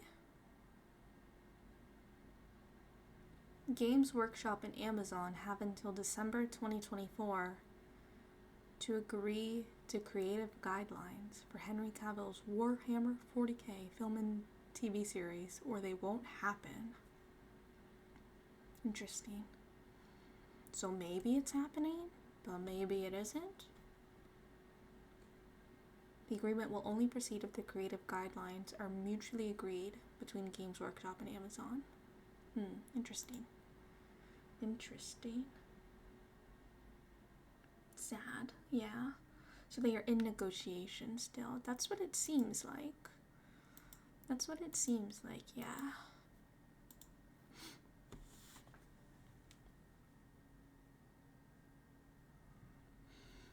That'll be interesting, I suppose. I don't know, I always am like very, I don't love it when companies just rehash the same IP over and over and over again and try to like one-to-one scale it to different mediums. because that's not how storytelling works. Like, if you're going to tell a story using a different medium than the initial medium, then the story that you're telling, you actually need to, like, actively and intentionally think about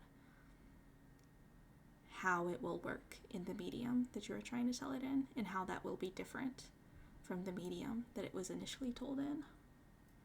Like, you can't just one-to-one translate stories like that. It just don't work like that. It just don't work like that.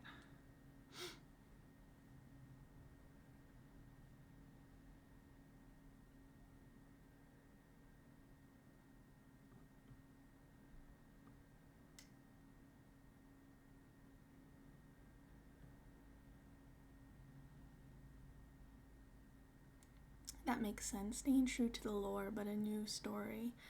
I mean, I think there are just, like, different ways to do it. I don't think it's like there's one and only one way to do it.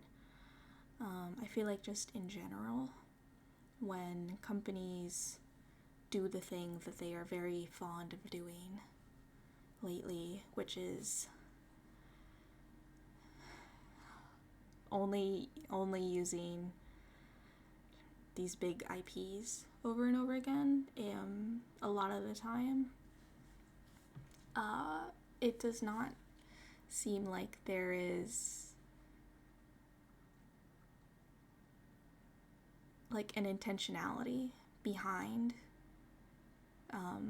the medium that they are using and the story that they are telling. Like, it's so, like, for example, like with Disney, the way that they're taking all of these old animated movies and turning them into live action films, and it's like, this is just a cash grab. You are just doing a cash grab. There is no intentionality or thought behind why the story was told in that medium in the first place, and how, if you want to tell that story in a different medium, what needs to change, right? And what that would look like. Yeah. I feel like that would be probably the most egregious example of what I'm talking about. Gotcha. Yeah. So it's not like, there's no one right way to translate a story that was initially in one medium to a different medium. It's more so just, I think, in general, a lot of companies and corporations, like the very large ones, don't seem to be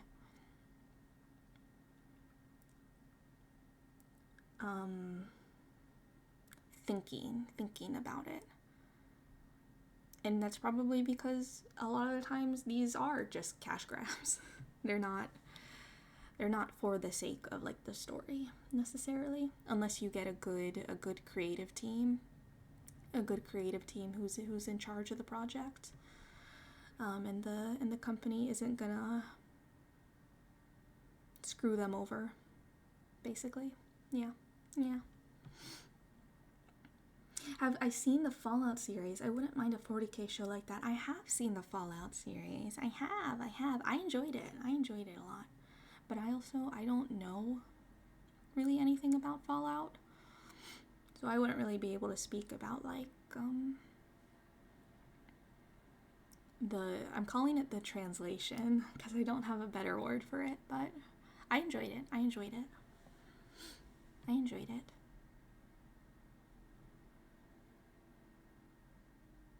And I do definitely think that there are, like, again, there are definitely ways that you can tell a story in a different medium from how it was originally concepted, but it does take, like, actively thinking about that and, like, intentionally telling a story in a medium that you have chosen intentionally for that story to be told in.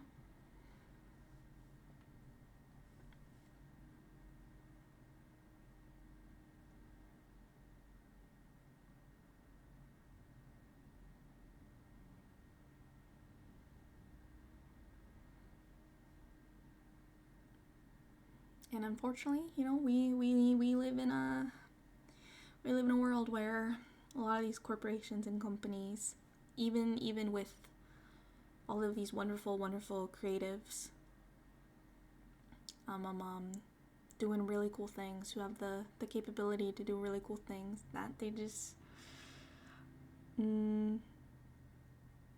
it's how do I put this? Like creating stories of quality is not necessarily like the goal of these corporations or companies.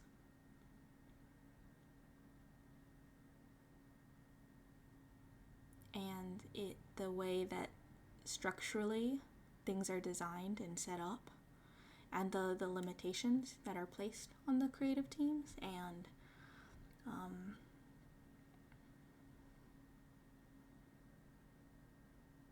all of that is it's not designed with the intention of creating quality stories.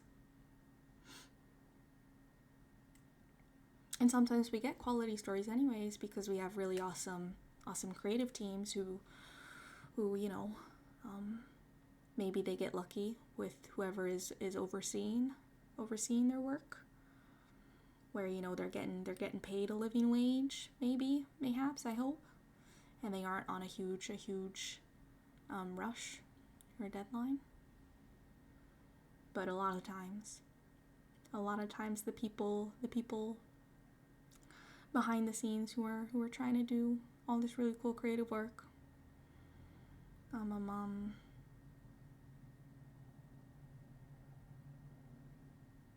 like the working conditions are just not great.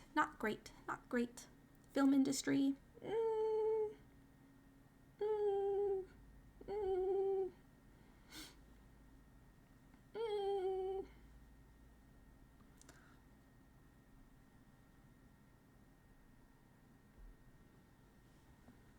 But that's also why it's important to support independent creators, independent game developers, independent movies, independent like web series, and web comics, and short stories, and independent authors, and all of that.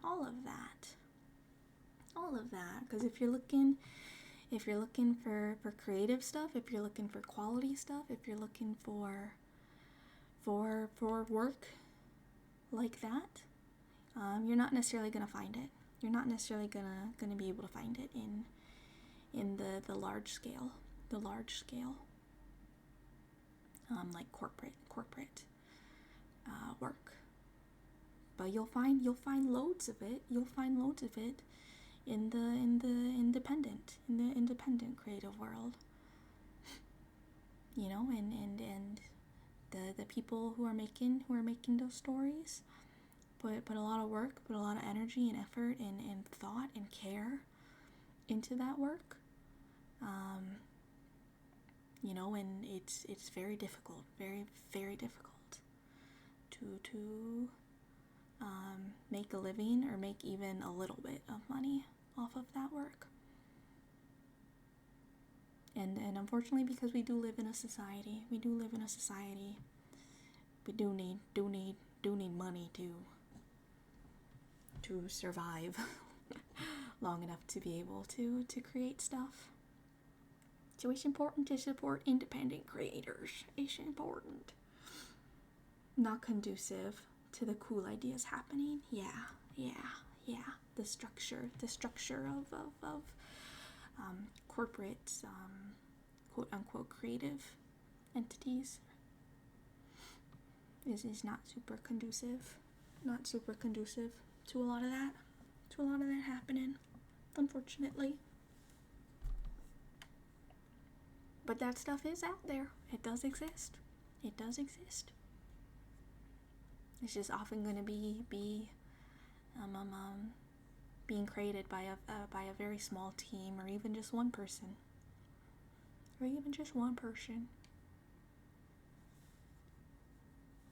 Who's just doing it for the love of it. For the love of the game. Loving a game.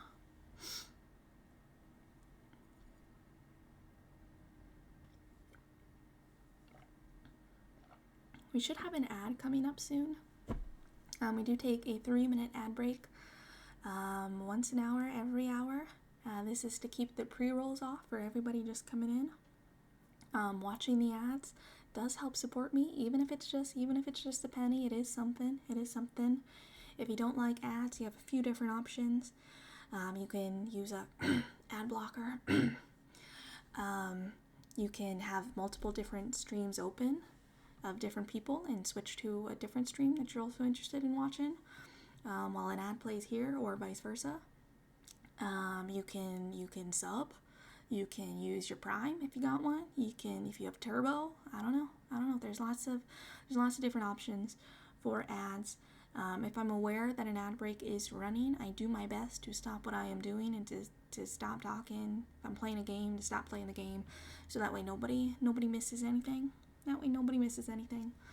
But sometimes I don't get a warning, or sometimes I get too absorbed in what I'm doing, so it's not all the time. But I do my best. I do my very best. So yeah, that should be coming up here real soon. And there it is.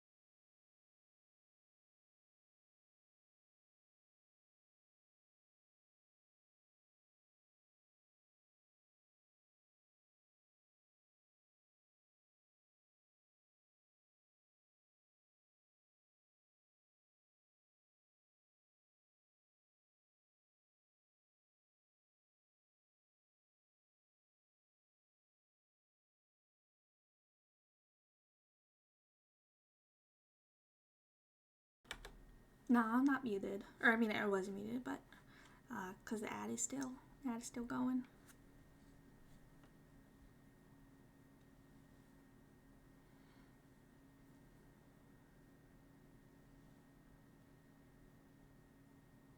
Okay, should all be back from the ad now.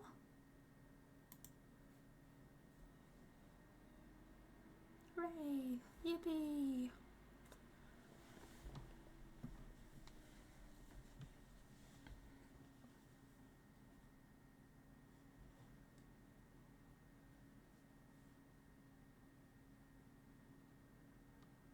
Y'all got anything else you want to talk about?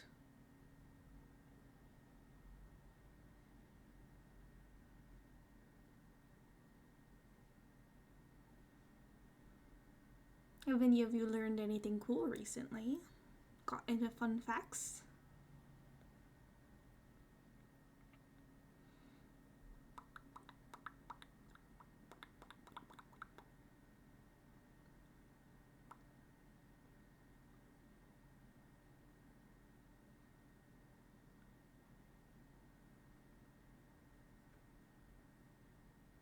Do I have any fun facts?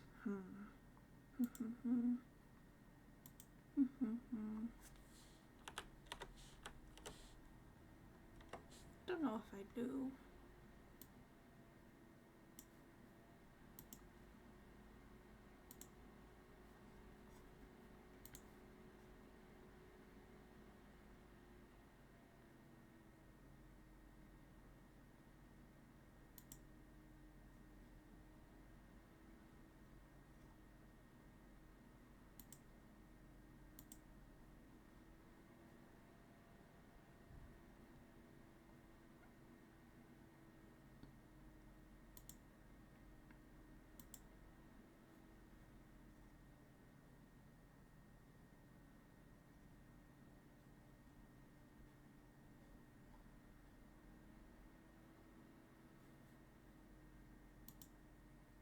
I feel like the bat streetlights was my thought for the day. My fun fact for the day. Trying to call up facts on mention. It's difficult. It's difficult. It's difficult. It's difficult. It really is. It really is. It's why whenever I stumble across something, Mom, I put it into Discord somewhere.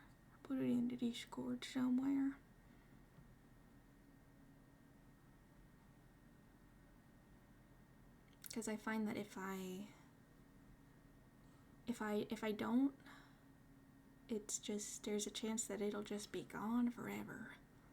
Or it won't be. I never know.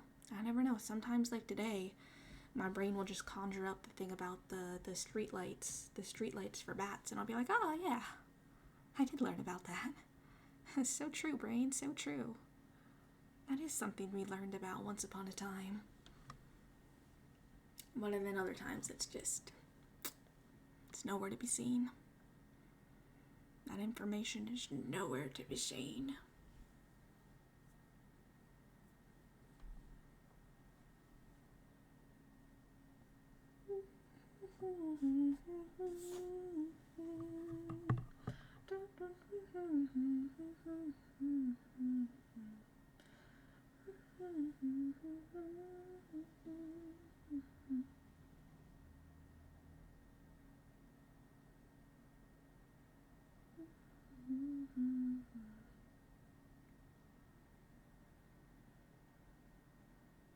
How much space stuff do I like to talk about? I like space. I don't actually know a lot of like facts about space, but I love learning about space.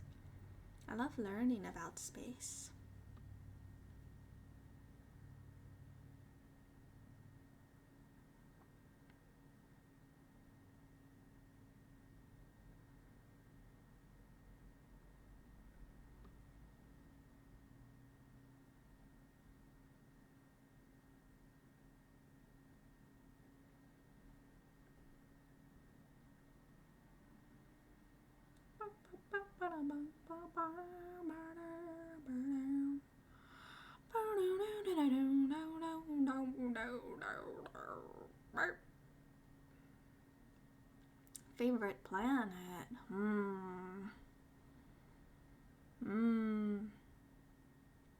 I don't know.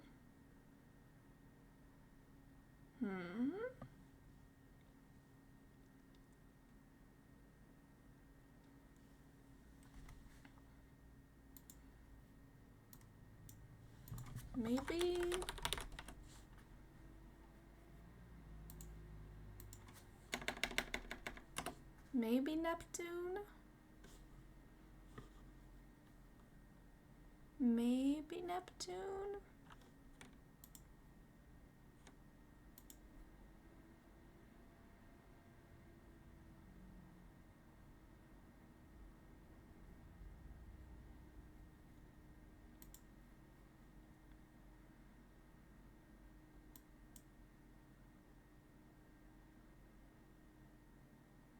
Uranus is also cool. And so are Saturn and Jupiter. I feel like I like a lot of the like outermost planets. At least in our solar system.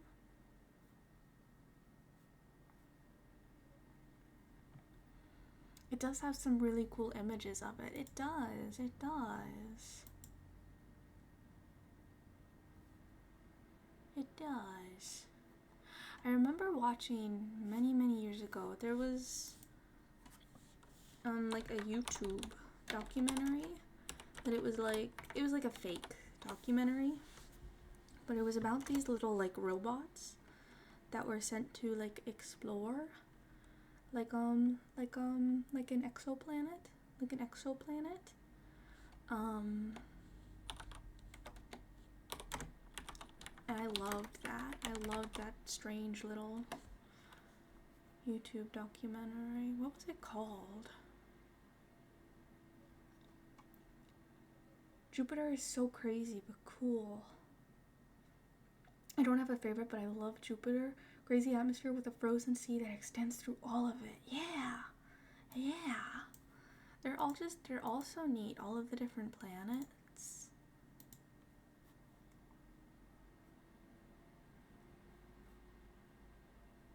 There's some really wonderful as well, JPL posters that are so cool. Visions of the future. And they're like very like kind of like retro styled. I think they're wonderful. I would love to get prints of these different posters and like hang them up. Because I think they're so cool. I love like the style of them.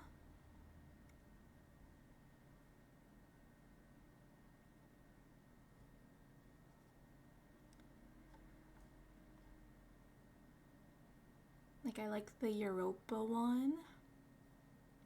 And I like the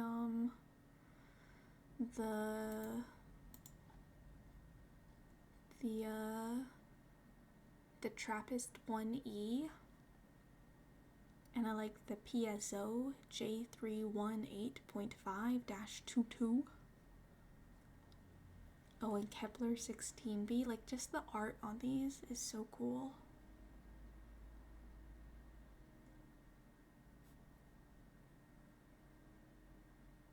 And I like the Earth one as well. You're an oasis in space where the air is free and breathing is easy.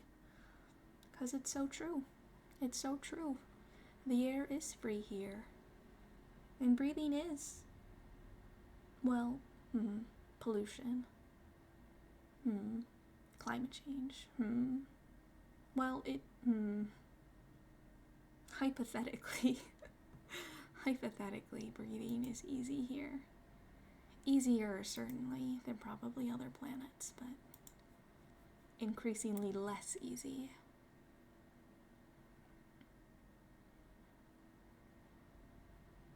As climate change, destroys our planet. I want to find the name of this YouTube documentary. Every time I think about it, I'm like, God, I need to find this. But I robots on an exoplanet.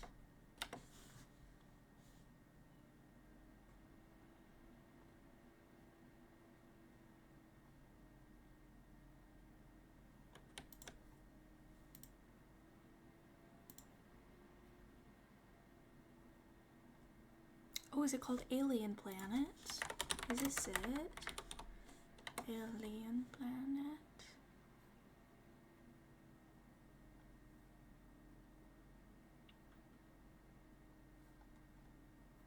It might be.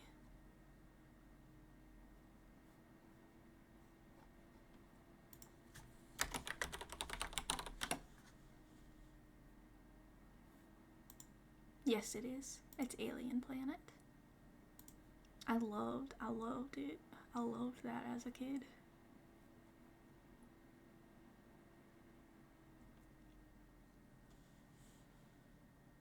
About Europa, have you ever played Barotrauma or Callisto Protocol? Both have Europa as a setting. So I haven't played Barotrauma, but I have played the Callisto Protocol. We didn't finish it because I was having a lot of technical difficulties with it, as well as some fighting difficulties. After there was one boss. That was kind of like the first main boss you fight after lots of mini bosses. And then after that, they introduced that boss as like not mini bosses, but as like regular enemies. And then after that fight, they introduced that boss as like a regular enemy. And so I was just like, no. No, I'm done. I'm done actually. But yeah. I wanted to like the Callisto Protocol. I really wanted to, because I love Dead Space. Even though Dead Space is not a game I've been able to play like myself. It's one of my favorite video games. But I've only ever been able to watch other people play it. That's why I really wanted to like the Callisto Protocol, but it just story wasn't there.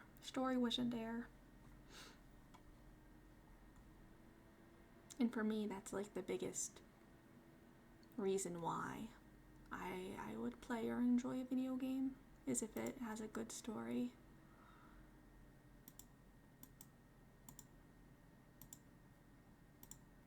But what is barotrauma? I feel like I've heard of it, but I can't.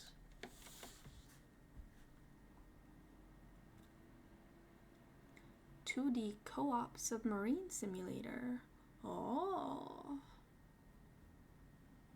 Survival horror role-playing submarine simulator. Interesting.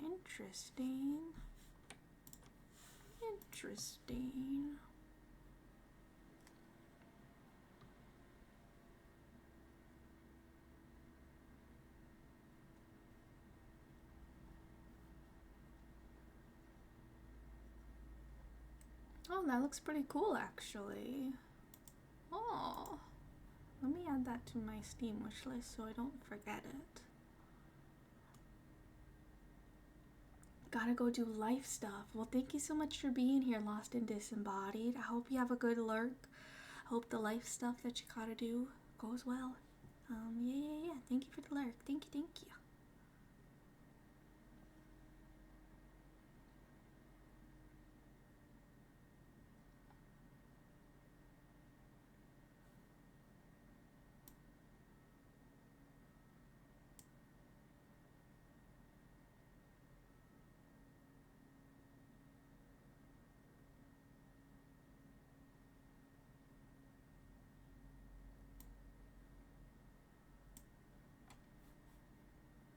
So, is barotrauma a game I could play myself? Or would I need to find other people to play it with? Because it does say that it's co-op.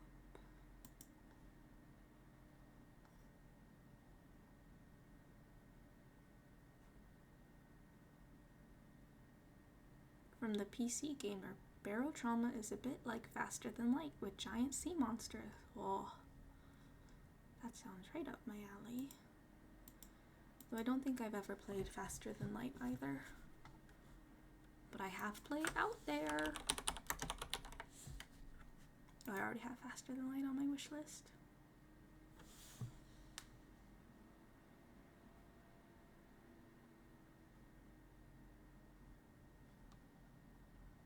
You could play solo, but it's preferred to play multiplayer. Oh, I see.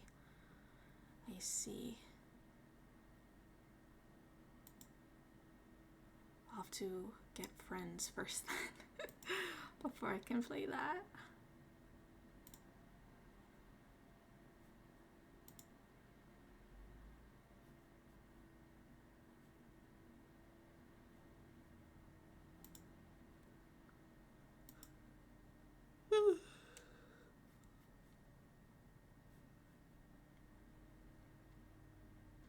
It's a game called Void Bastards. Inspired by Bioshock and System Shock 2, Void Bastards is a revolutionary new strategy shooter that will test your wits as well as exercise your aim.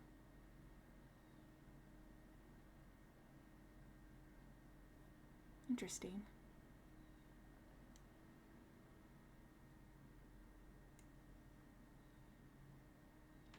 FTL and Into the Breach are great roguelikes, both by the same creator. Oh.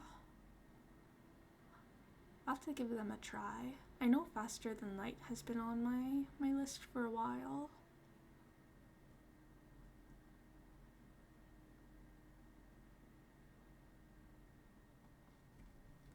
But I don't think I've heard of Into the Breach.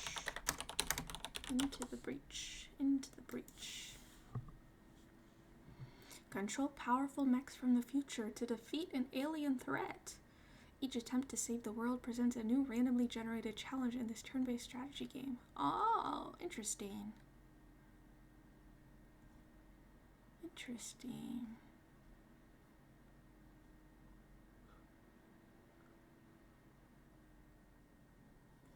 Cool.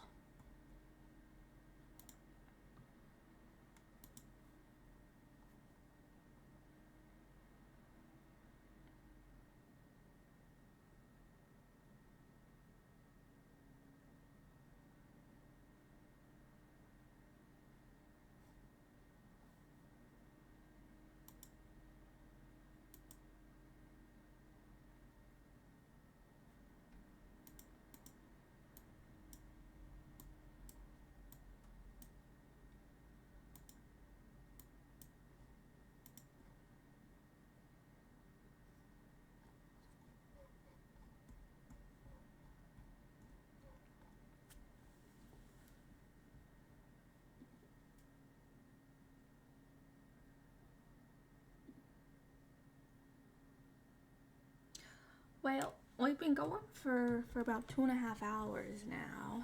I'm getting kind of hungry. Let's go raid someone. Let's go raid someone. Thank you all so much for watching and hanging out. Thank you for following. If you follow, thank you for the raids. Mavis and Shadows. If you were lurking, I appreciate you. If you were chatting, I appreciate you. Thank you, Hone, for the sub as well. Thank you all so much. Thank you all so much.